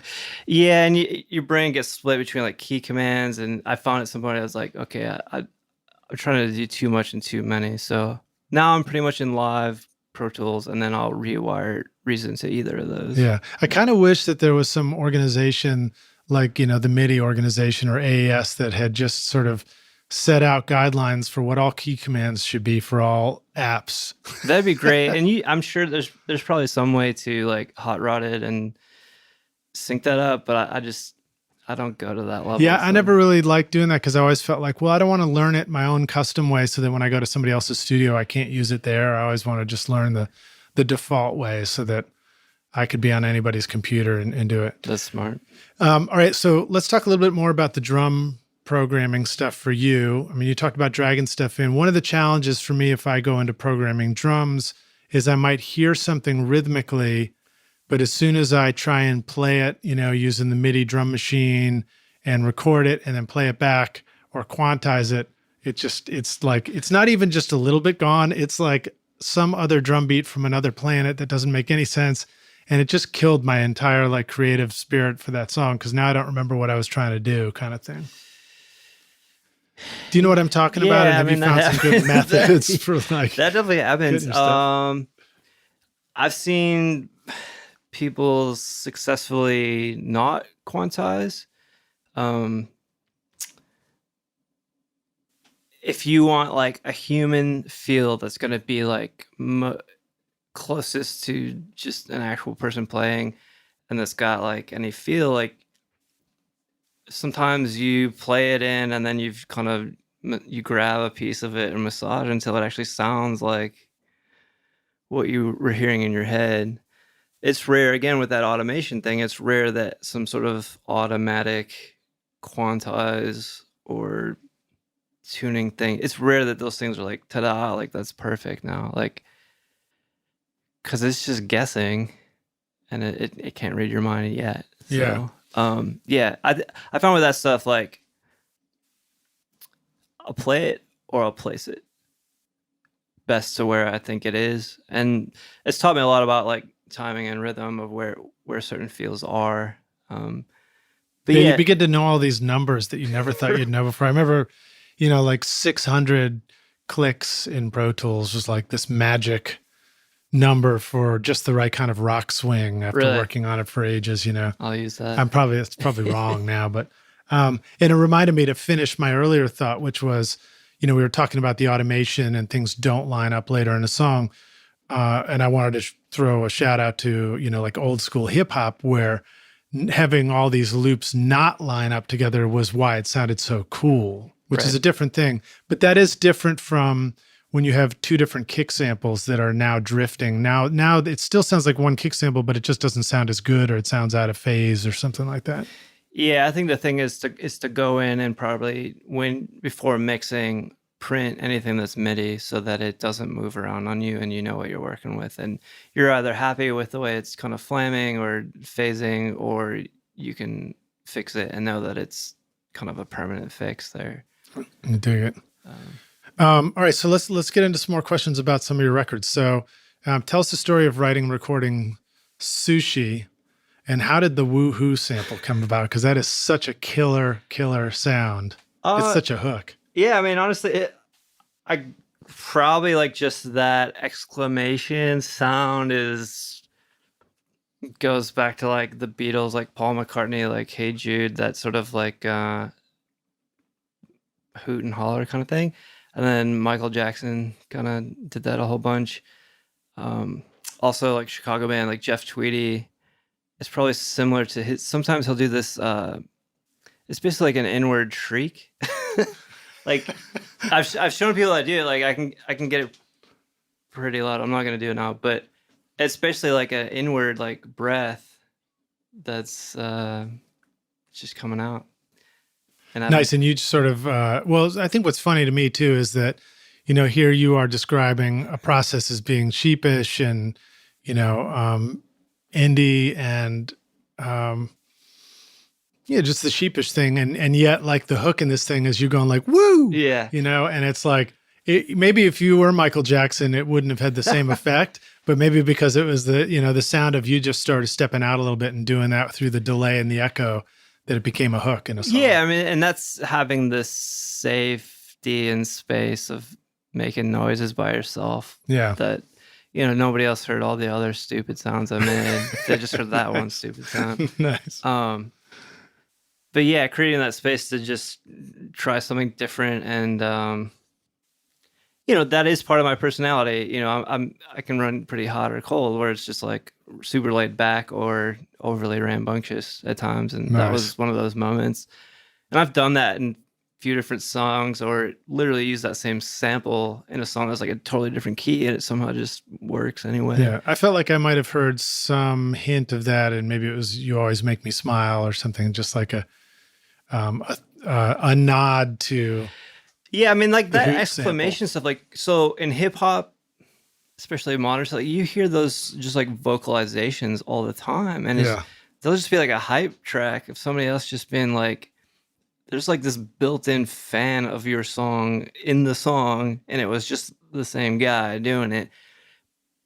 But that ties back to the just like, well, I'm fully believing in this thing that's happening right now, and I'm imagining other people are gonna whoop that same sound at this moment. So yeah, I mean, it's kind of that, and it's also the Beatles thing where you would hear talking or other sounds that are just like, it's just part of it, and it's just fun, you know. What's the expression? You got to fake it to make it. Yeah, I mean, it's a little. It is just. It's make believe. For me, it started as make believe. It's like, well, I don't have the band here. I couldn't get these other high school kids over here to play these like disco rock songs that I wanted. So like, here's my imaginary friends, like the guy playing bass or playing the drums, and man, it's fun to just dive into that and let yourself go free and get it all out. You got to whoop it to scoop it, man. All right, so let's talk about vocals. So how do you record vocals? How do you like to do it? I remember we were talking about our session here and on the Anders Elstrom thing, and I think you went out to sing some background vocals, and I feel like I remember putting out of SM58, and you were on the mic, and you're like, I can't hear it, and I was like, what am I doing wrong in here? I've got it turned all the way up, and it was like sort of a funny experience, you know. And then later I heard your record, and I'm like, oh man, that sounds awesome, you know. Like I wish I had understood that. But have you gone through a real progression of how you like to record your voice? What do you want to share about that? Yeah, so I mean, that started out, and you know, it used to just be singing through an SM58 or some sort of knockoff of it into that 4-track, and recording with the headphones on, and learning early on, like, okay, like I can get some tones that are cool, that are super quiet, almost like a whisper. So again, that's another example of like me finding my voice. If my first experience of recording had been gone to the studio and singing quietly, and everybody in the room's like, what is going on? Like, this isn't a vocalist, which maybe is a legitimate statement, but like, for me, it took having that safe space and just experimenting to learn, okay, like there's things I can do here with this range. It's maybe evolved. Like, You Always Make Me Smile is me shouting at the top of my lungs. So that developed from going out and playing shows, touring with 10 out of 10 and singing every night. Like, that's stuff you learn. Okay, well, I'm also able to do this other stuff. Yeah, that's what I wanted to ask you about was, you know, gaining an understanding of what you do in the studio connecting with what you do on a stage, and how important is that stuff? And have you worked with other bands or artists who have expressed a concern about the connect from the studio to the stage, and where you ever understood what they meant, or maybe like struggled to understand what they were getting at? Yeah, I think it's probably the number one challenge with like any artist that I hear or songwriters here in Nashville. It's that, hey, I like a lot of different things. I like a lot of different styles. I made this kind of song, but then you go see them play and it's maybe doesn't even sound anything like that. So I do think when I think of production for other bands, especially stuff if I'm not really like playing everything on it, I am trying to think of like, okay, well, best case scenario for most artists that you see that are like really having a great go of it, their record sounds like what they sound like when they just play with their group, whatever it is. So I find myself, But when you start out, you don't have a group, right? yeah, and so I certainly didn't. It took a while to, Or you might not. Yeah. um, so yeah, that can be a journey to figure out like, well, what is the perfect marriage of what I can do in the studio here versus what I can do out in the real world. Yeah. I do think you learn a lot by playing live. You learn what songs people respond to. You learn different ways of expressing it. I think this kind of first big project I did with my studio and working with another band was Daniel Ellsworth in the Great Lakes. It was kind of being thrown into the fire for me as an engineer. They did their last record with Vance Powell, who like in town is just kind of known as like a complete badass for recording like live rock music.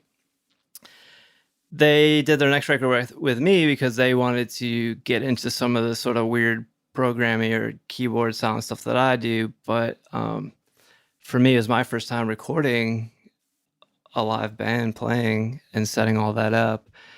And it was a challenge, but it was really rewarding to then be stripped of the things like the click track and editing and just like all this stuff that I've relied on as like my production style and technique, and just get back to like, okay, I'm just this fifth person here listening. What is happening to me as they play this song? Like listening to arrangements, listening to, did this section deliver on the way that like earlier it kind of promised it might?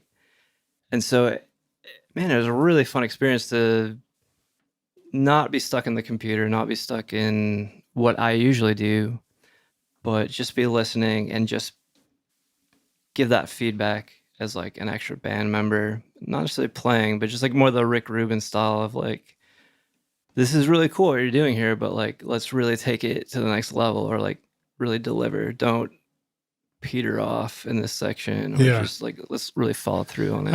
And you were engineering and recording the stuff as well? Yeah.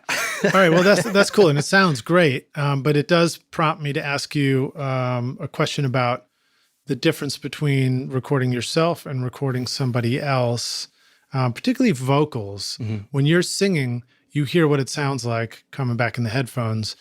Did you notice a difference in how you could tell if you were getting the right vocal sound when somebody else is singing versus when you're recording yourself?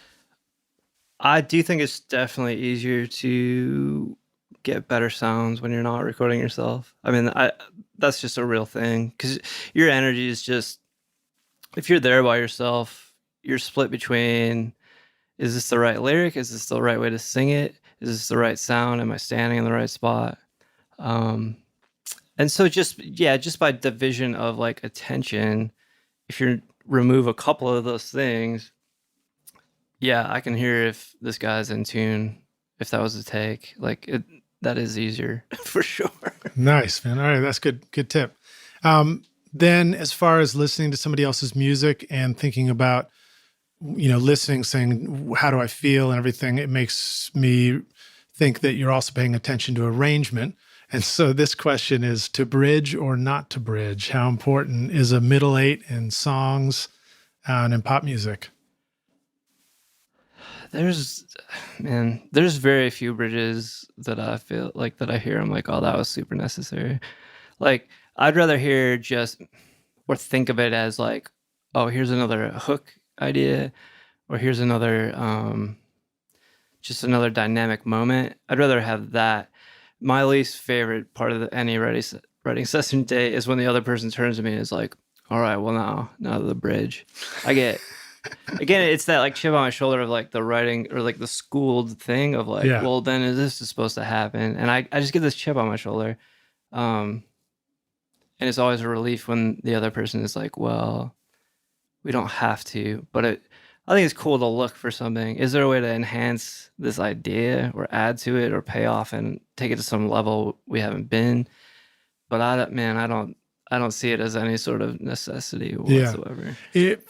For some reason, the image of going to the movies pops into my head. So we just were up in Maine, and there's this small movie theater, and they actually will show first half of the movie, do an intermission, probably to make more popcorn sales, and then show a second half.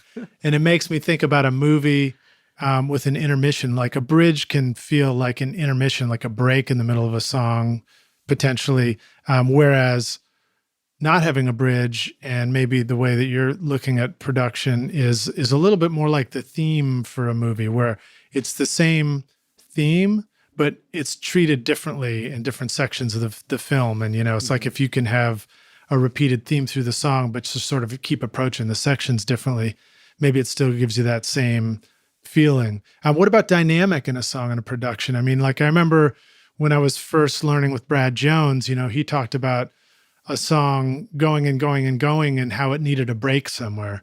What are some important things that the rock stars should be thinking about as far as, if your song's up tempo and upbeat, do you like, what does it mean to take a break, but not sort of kill the groove? Yeah, that's an interesting idea. I think I've over the years grown more conscious of like, well, what is the context for like where this is going to play? Like, what will ideally the listener be doing while they hear this song?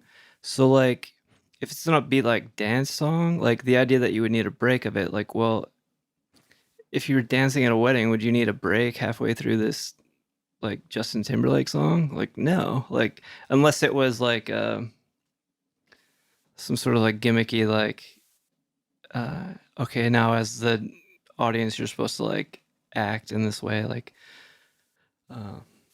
everybody like clap twist your and hands. shout or something. Yeah, like if it's that thing, but like Rock Lobster, down, down, down. Yeah, like an event happening within the song that is meant to be fun in this context of like where you would actually listen to it. So the idea that you would like just inherently need that just because it was doing this. I'm guilty of like, oh, well, I want everything to be like this build. So like, we're just going to start at nothing and climb like to a mountain by the end. It's like, man, probably most songs you hear that you love, it's just like 1, 2, 3, 4, go. And it just goes. And dynamically, there's some peaks usually within the vocal, but like a lot of times that track is just like there. Yeah. And it's just kept that energy the whole time. So if we want to talk about an instrument that you might hear in the more of the broken down stuff, notice you use a lot of acoustic guitar on your recordings too. And you talked about recording, You Always Make Me Smile with an acoustic and the vocals and stuff and layering. What have you learned about recording acoustic guitar? What are some great ways that the rock stars should know or try as far as recording acoustic guitars?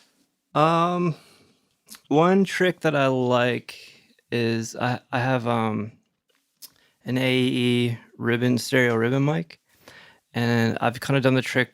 I've got this, what was a 12-string guitar, but 3 of the strings have broken off. And so now it's basically like a Nashville high strung with just like a little extra jangle on top. And it's real breezy and airy sounding. And so like I've done things where I'll just have that stereo mic and turn drastically to like one side of it. And like, okay, here's going to be my right side guitar and do a take and then go back, double it, sitting on the other opposite side of it. And it just gets this like super wide. That's cool. Fest. Yeah, we were just talking about that recently on the podcast too, with John Cunaberti, recording with stereo mics and just, put the mic there and then do all your overdubs in different positions, like pre-panning it. Yeah. It was like you end up with like 20 stereo tracks, but hey, I'm not scared of that, and it builds in a sound. You ain't scared of nothing, dude. I mean, not when it comes to recording. Nice. I have plenty of anxiety about other things. But all right. Well, so any other acoustic tricks that you really dig? Any mics that people are forgetting that they should try that they wouldn't have thought about? Man, do you like the big, super expensive tube mic? Is that the first one you reached one that for? I have that I love is Neumann M149, and it is huge and expensive, and I got it on eBay for like maybe 50% of what it goes for. And I do love that because it just sounds expensive. It sounds like that, like, oh, I'm a studio. Like, nice. There's nothing lo-fi about that guy. But does it have the little the jewel that lights up in it, or maybe that's the M50? It does not have a jewel within it.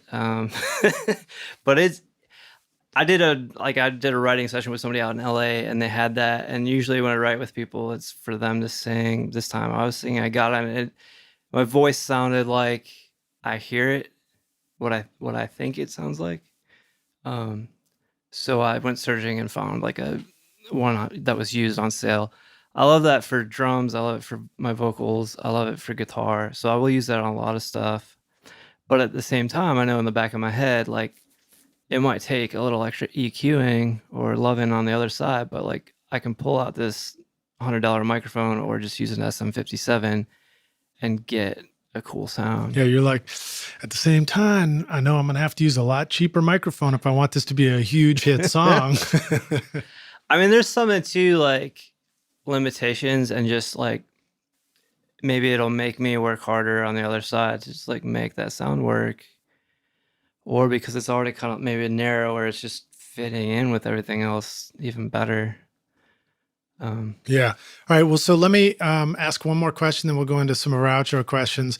But this one is, you're talking about building a song. You talked about building it. It just goes, but you still want to build it. I notice and think of your production style as sometimes being very dense. Like there's not how I think of your creative sense, but the sound quality of it.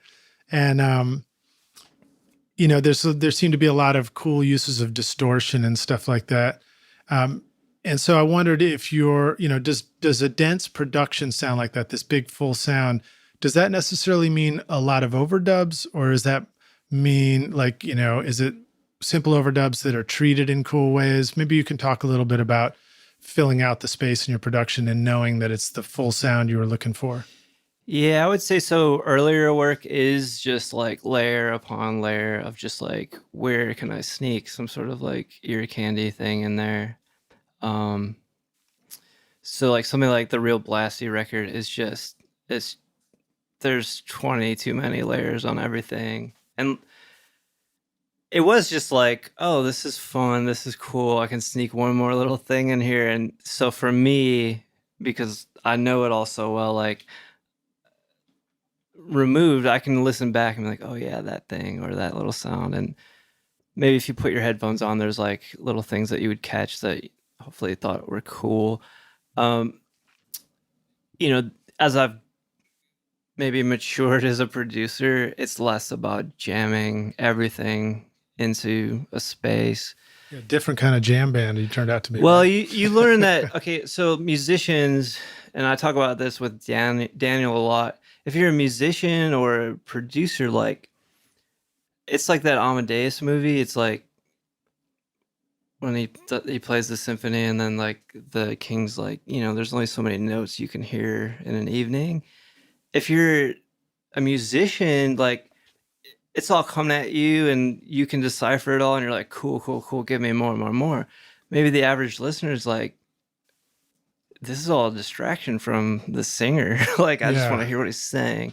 Interesting. So yeah.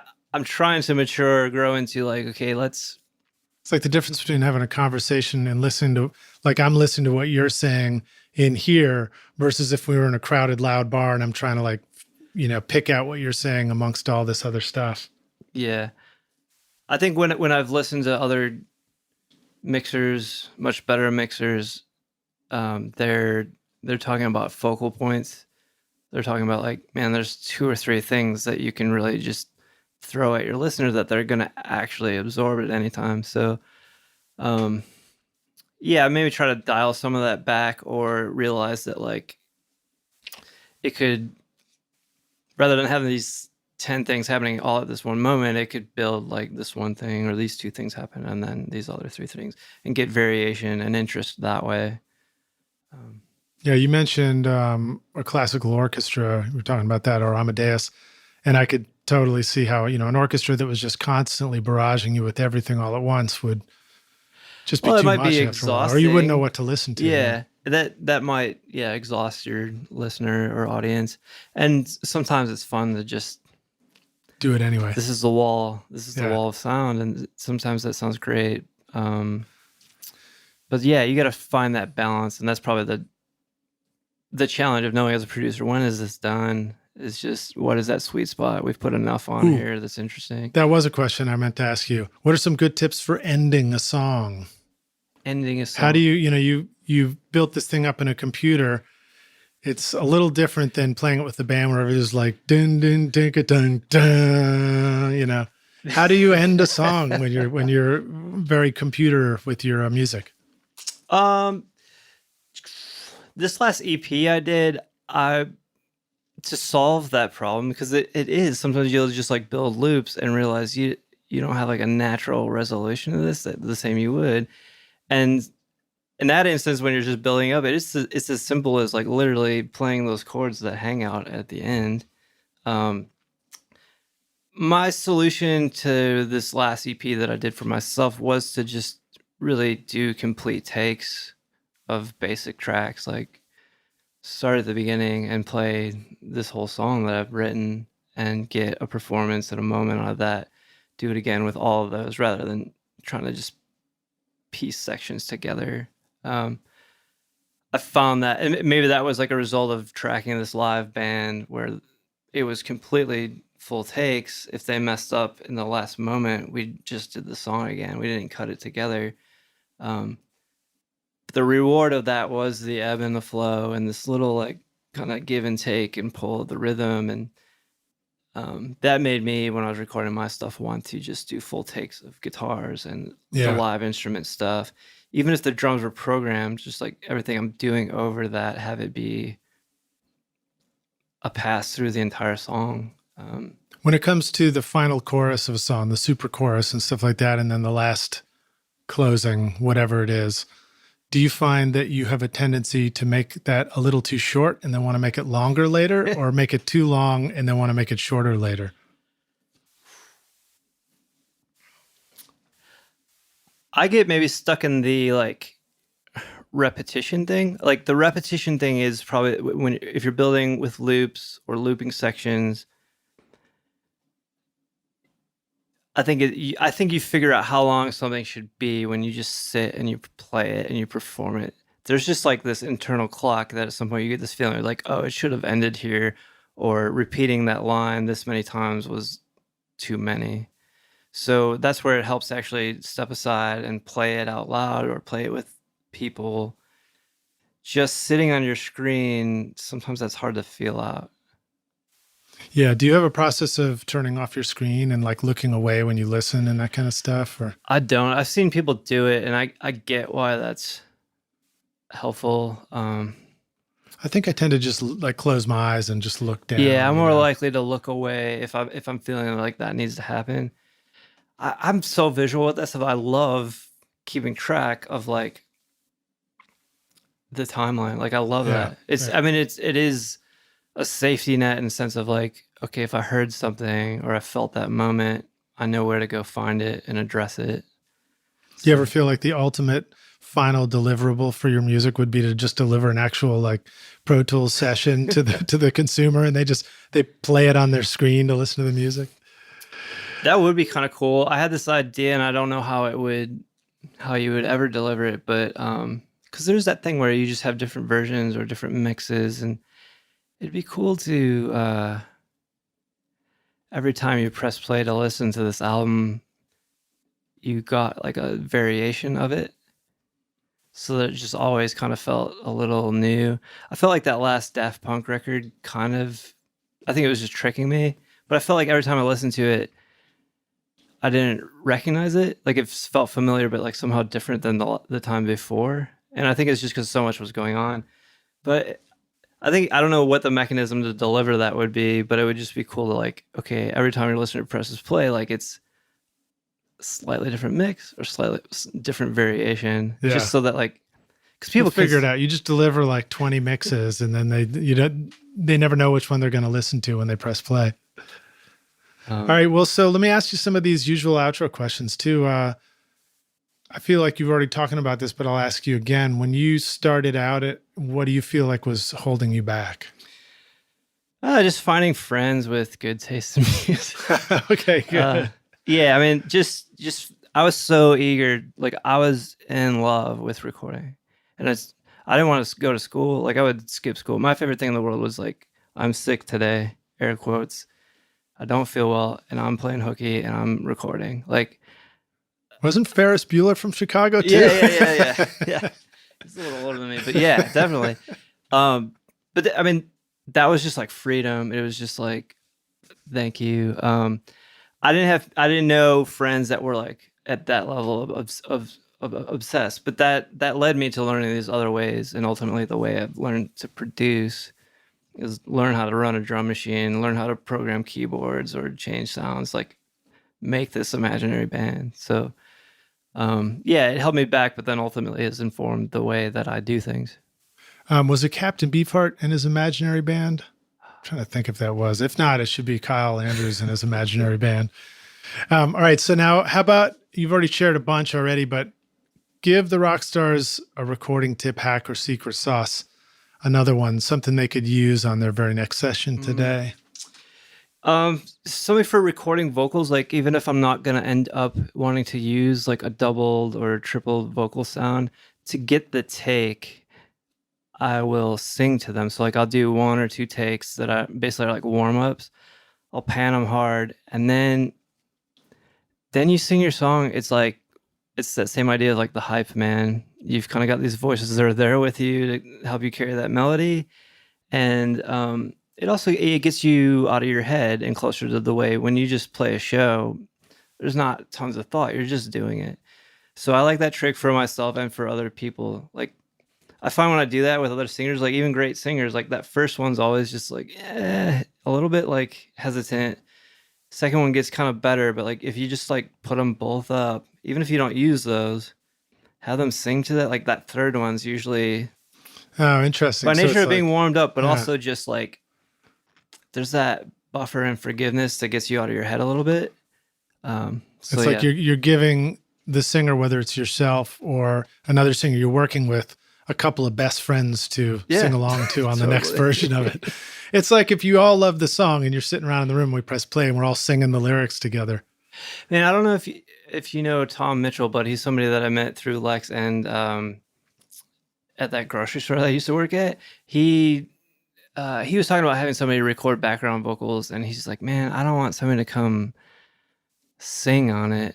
Like, I want them to just be singing like they're listening to it while they're in the kitchen doing the dishes, just singing along, and it's on the radio in the other room. Like, I want that sort of level of just ease and non-performance.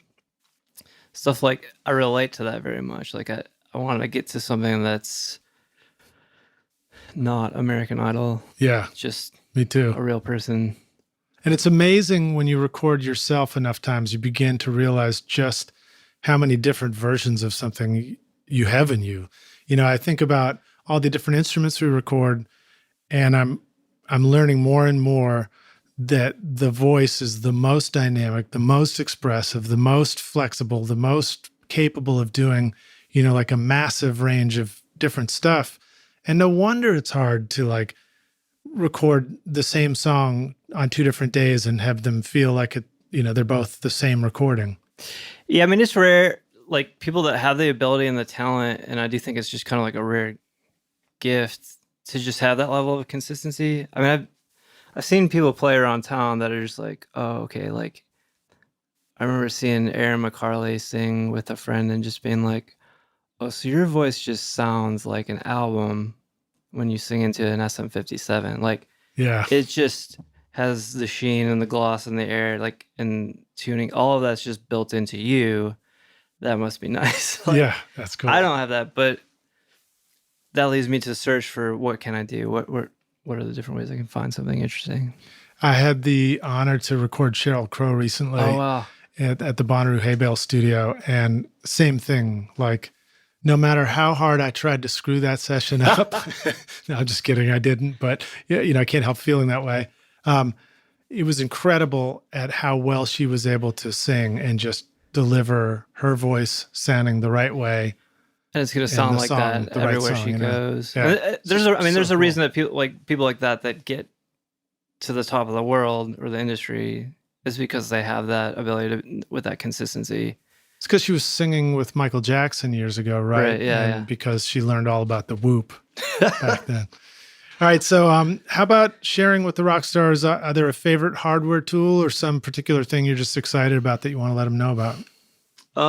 Hardware, just because it was the first time I stepped out of the box, out of the laptop, that 6176 will just always be a favorite. So it's like that's the universal audio tube mic pre. Yeah, it's tube mic pre with basically like low and high shelving, like EQ, and then on the other side it's 1176. So if it's like vocals, it can be your chain, and it's as far as getting like the opposite of like that digital sterile sound that used to be a bigger deal or concern. To me, it was just like a way of like, okay, well, definitely not that anymore. It's just like tube and rich, and I would definitely abuse it and distort it and just use it for all it had in there. The other side of it, like the 1176, you could just take it easy or just crush.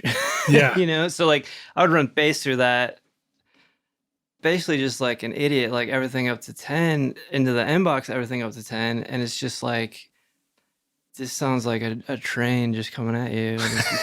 A monster. I love it. And I would get like sidechain that, like, so the sound on Sushi in the verse is that it's exploding through that box into the inbox, exploding it, and then sidechaining it against the program kick in that song.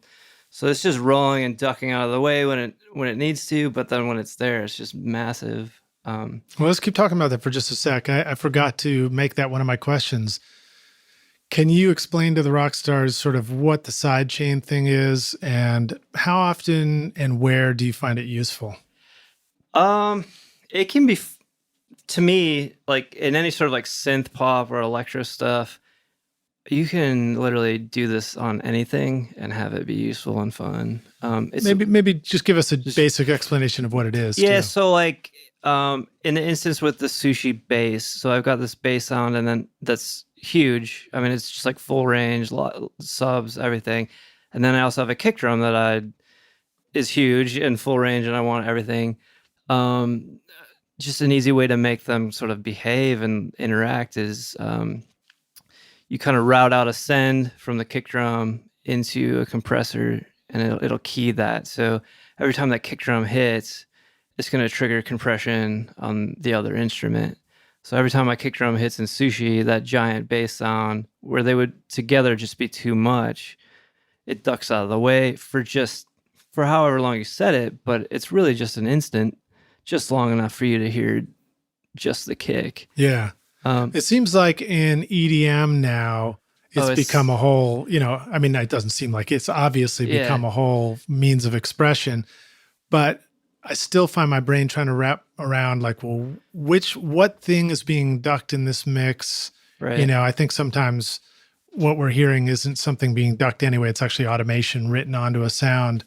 But what are some other sounds that you might do that trick to in music that you make where you're like, this could be really cool?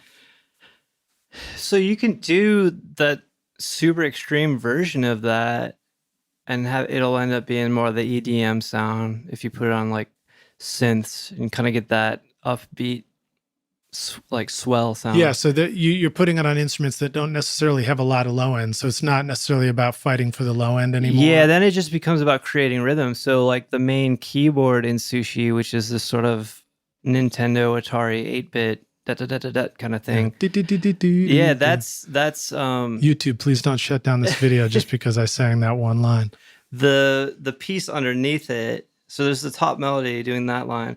The pad that's pulsing underneath that is pulsing similarly as the sidechaining effect. It's running from not just the kick but also the claps and I think the hi-hat. So it's chopping, going on and off. My synth is going on and off based off of those other programs and filling that space. And that's all done with sidechain stuff too? Yeah, it's within reason. There's ways they kind of have their fake cartoon CV thing that you can connect one piece CV stands for control voltage. That's like old school hooking synths up before right. MIDI, right? Yeah, so getting the pulses out of what I've programmed into the drum machine, saying a gate to the synth being like, be on here and off here. And basically you just kind of hold those chords and it's going to auto react to this other program. That's a fun way, like if you're kind of stuck or just bored of your acoustic guitar strumming, to just get something that's, you influenced it and you controlled it by doing that program, but like the sound you're going to get out of it is just like a surprise. Is that one of the places where you still feel like Reason kind of it dominates as far as what it's useful for as a DAW, where because you can flip the gear around and actually patch control voltages into oscillators and all that kind of stuff, it's very easy to construct sounds where it doesn't feel like you're having to open the manual to, understand how this is going to be done in some other DAW. Yeah, that's where I love like the visual aspects of it. And, it's bright and colorful and it just feels like you're playing a video game. And what happens if I plug this in to this thing? There's been like a super big revival of that sort of boutique synth gear where you can do that stuff. If you see a photo like Trent Reznor or Depeche Mode working in their studio, there's walls of it. But that stuff, to get all that in real life is like hundreds of thousands of dollars just to be able to mess with it real quick in Reason, which is like a couple $100 or whatever. Like that's kind of more my Okay, speed. sorry, I know we're going on tangents here, but speaking of mess with it, yeah. Are there some external knobs and things like that in the studio that you've enjoyed having around to make it easier to mess with things that live inside the computer? I mean, is that even a struggle, or are you just used to it now with the mouse? I'm like a mouse guy. I'm like the Mac mouse guy. There's absolutely a thing I do have some external synth stuff. Like I have a Dave Smith Prophet 6. And it's a real thing, as we're walking through the studio and looking at all the gear, it's a real thing to look at all these controls and just want to see what they do and get your hands on it and play with it. So that is another experience that I think is like totally vital. I don't necessarily try to recreate that with the synth stuff. I just accept that it's make believe within the computer. So I don't try to recreate that with like a controller, because those you oftentimes have to just spend a lot of time programming them, and so you've lost that instantaneousness that you were trying to capture anyway. Right. And also, if you're losing the vibe, you just have another mocha, right? Yeah. All right, cool. So we'll skip forward. That kind of answered some of the software questions. Unless was there anything else software that you wanted to hit the rock man, I stars saw to? this thing on Instagram that Greg Wells posted called Golfloss, which is called Golfloss. What is it? Golfloss. So, it's Icelandic for waterfall. Oh, okay. And it is it's basically an auto EQ that you could put on your mix bus or different instruments, but it's updating against basically what they've decided is like this ideal human ear curve, and it's updating up to like 100 times per second.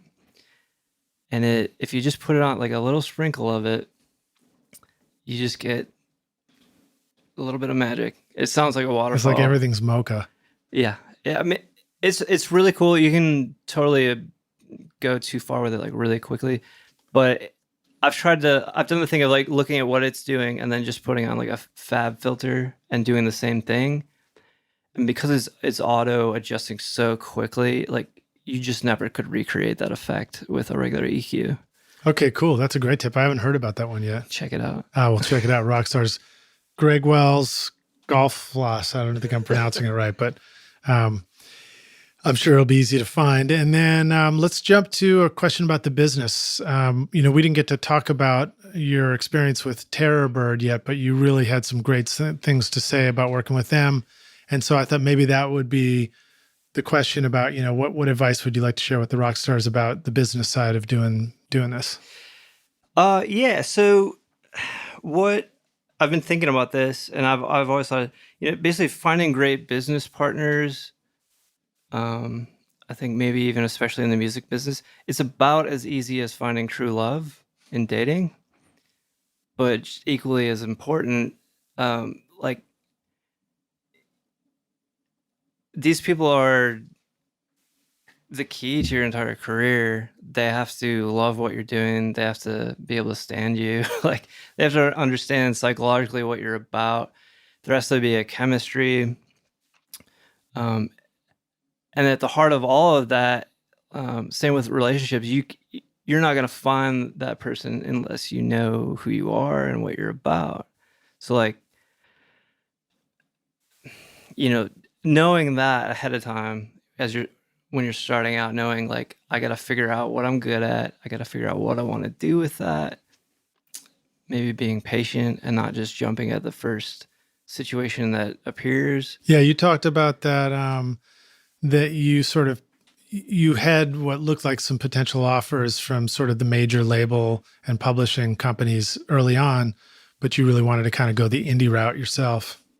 Yeah, well, there was a sense of like, okay, well, this is cool, and it feels good to maybe get that offer, but there's a chance, and I'd seen it with other friends, like there's a chance your record could kind of just get put on the back burner for infinity. And that was terrifying to me because I wanted to put out a lot of music. So the idea that like, oh, I might not get to put out this album for 3 years or maybe never, like that was just scary. That happened to us. So the band I was working with out of Chicago was called the Trixo, and we got signed to Hollywood Records, and we went and spent a year, which was ironically a little amount of time compared to what we did later, but we spent a full year nonstop, putting this thing together and getting the record done. And they were in the middle of the artwork when the label was just like, nope, we're done. They just dropped the band and shelved the record, and it was never released. And, we had gone and mixed the stuff with Tom Lord Alge down in Miami and had it mastered by Brian Gardner out in LA. And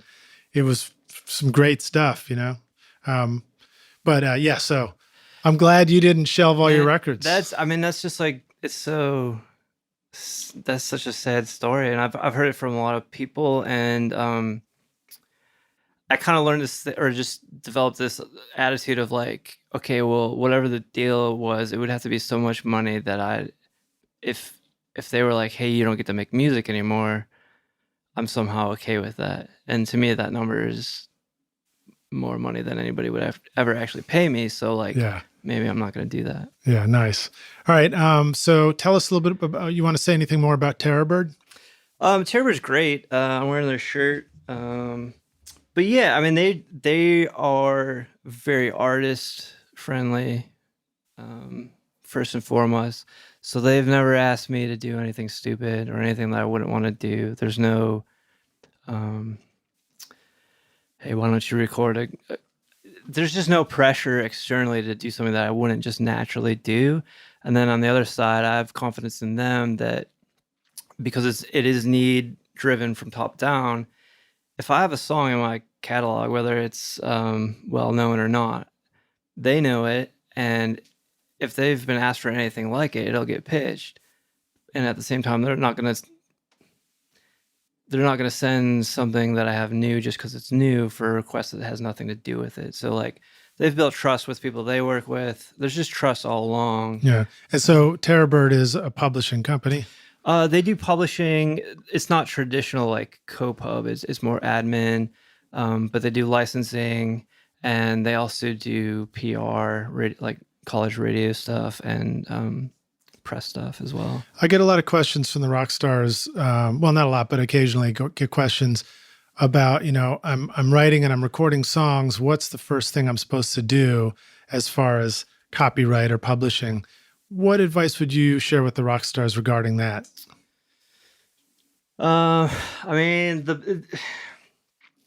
As far as like publishing, I've always been a big believer in I've always owned my publishing. I think that's you're basically betting on yourself to just hang on to that. But what's the first move when you've got this new song? You're releasing a record. I mean, do you send a copy of it to Library of Congress with a $30 check and then now it's registered, or is that like too in the weeds? I've that's not something I've done. You at the very least, I mean, the biggest copyright thing is if you put it out and it's there and it's in the world and people are hearing, like, that's proof that you made it. And I guess if you're working with good admin, they're taking care of all that stuff. Yeah, I mean, you want to have a relationship with the PROs like BMI or ASCAP or CSAC. Like you want to have a good relationship there and make sure all that stuff is filed. Is that something where when you were starting out and doing your own releases, you just went to the offices or went to the website and registered, and then you would upload all your song data and things like that? Or yeah, I think when I was new to town, I somehow got a meeting with somebody at BMI and was like, okay, I'm going to be doing this. I want to get set up. That's still a little bit nebulous to me. Like I don't fully understand that whole world or that process, but it's definitely a part of it. You want to make contacts with those people because they'll be potentially a representative regardless of if you're completely independent or if you sign a publishing deal or if you sign with a label. Like those people can still be a part of that path the whole way through. Right. So. Right. Hopefully money coming from the PROs and the publishing opportunities into your bank account is something that doesn't feel nebulous anymore. It feels like it actually, you're like, oh yeah, that is, the dots are connected. Yeah. I mean, you got to keep track of that stuff for sure. I'm definitely not like a businessman. Yeah. You were saying when we started this that you were saying that the business is not the thing where you feel like that's your big strength. But, I was also saying, I think that the fact that you allow yourself a world where you get to focus on the creative and making the music and doing all that, and you can trust that you can build good relationships with people to take care of other things. I think that's wise. Yeah. And that trust thing is huge. And just, I think that's key is knowing yourself and finding people that you trust and they can trust you. And whether it's feedback creatively or what kind of moves to make as far as putting music out, like that's just huge. Yeah. So the next question too, the one about organizational advice. I know you talked about that not necessarily being the thing that you had a whole lot to say, but you did have a funny story about having to reuse your hard drive space a long time ago. Do you want to share that one? Yeah. So my first record, Amos in Ohio, I recorded it. And then, man, because I literally had no idea what I was doing. I had recorded it. It was all on a hard drive. In my mind, like that was like, okay, well, I burned some CD-ROMs and handed them out to like my friends. Okay, I'm going to start making some more music. And, hard drives were still maybe like $250 or $300 for like 30 gigs or something. It wasn't a great deal. So I don't know, just sort of maniacally deleted it all to make space and make more music. And then later Badman was like, hey, we want to put that album out. And I was like, awesome, great. Here's the CD. And they're like, what do you think about like remixing some stuff and remastering it? And I'm just like, that would be cool, but it doesn't exist. I think that's less a problem. Like storage is much cheaper now. So it's like less an issue. But it does speak to sort of, I didn't know well enough to like value the work I was doing when I was young. And these are closer to my first ideas. And it's that same thing of just like, that might end up being one of my more beloved pieces of work because of its sort of innocence and just homespun quality. So, at the time, if I could go back, I'd be like, hang on to this stuff. It could end up being really important. Yeah. I don't know if I could go back and find all the earliest records I did either. Right. At this point, it'd be hard to do. All right, let's jump to the last question. And this one's hypothetical, but we're going to take the Wayback Studio Machine and you're going to go back and find young Kyle, blending smoothies at the health food store or whatever you're doing, clipping wheatgrass and pressing it into shots for people.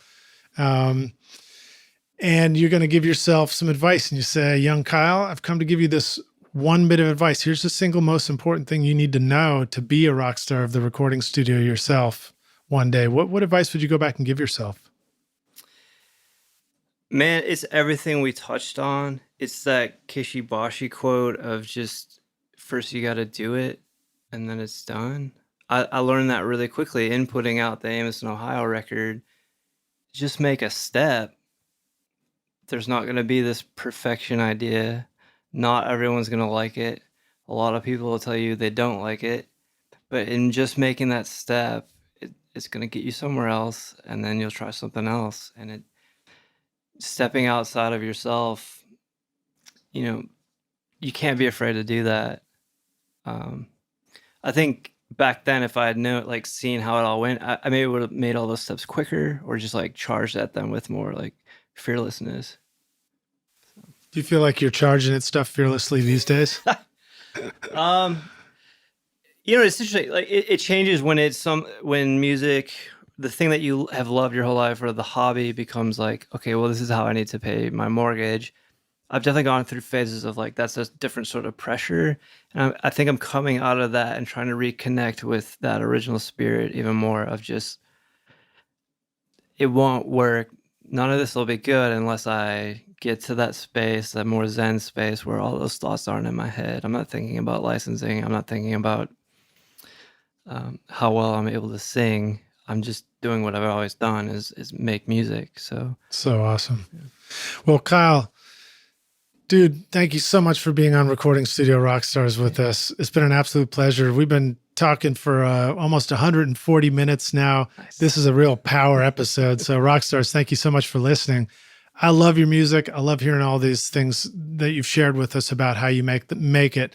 Let the Rockstars know how they can go find you, find your music. How do they find you online? And what if they need you to write a song or produce their next hit record? Yeah, you can hit me up. Find my stuff at kyleandrews.com. There's links to Bandcamp where you can hear all my music. You can search it on Spotify. And there's a spot on that website, kyleandrews.com, to hit me up if you want to make some music together. Cool. And Rockstars, a reminder, once again, you can find links to this stuff in the show notes. I put together a collection of YouTube videos, and the playlist is right there. Just click through on your mobile device or go to rsrockstars.com and then just search for Kyle Andrews, and it'll take you right to the blog post. And thanks for listening. Dude, we'll see you around the studio, man. I can't wait to, I don't know what we're going to record next, but I feel it. It's coming. Something. Cheers, man. Thanks so much for listening to Recording Studio Rockstars. If you enjoyed the show and want to help make it better, please leave a rating and review on iTunes to help reach more people. You can click directly over to iTunes or go to recordingstudiorockstars.com/review for an easy explanation. And if you want more free content, all you have to do is text RS Rockstars to 33444. Again, that's RS Rockstars to 33444, and I'll keep you in the loop with articles, videos, and podcast updates.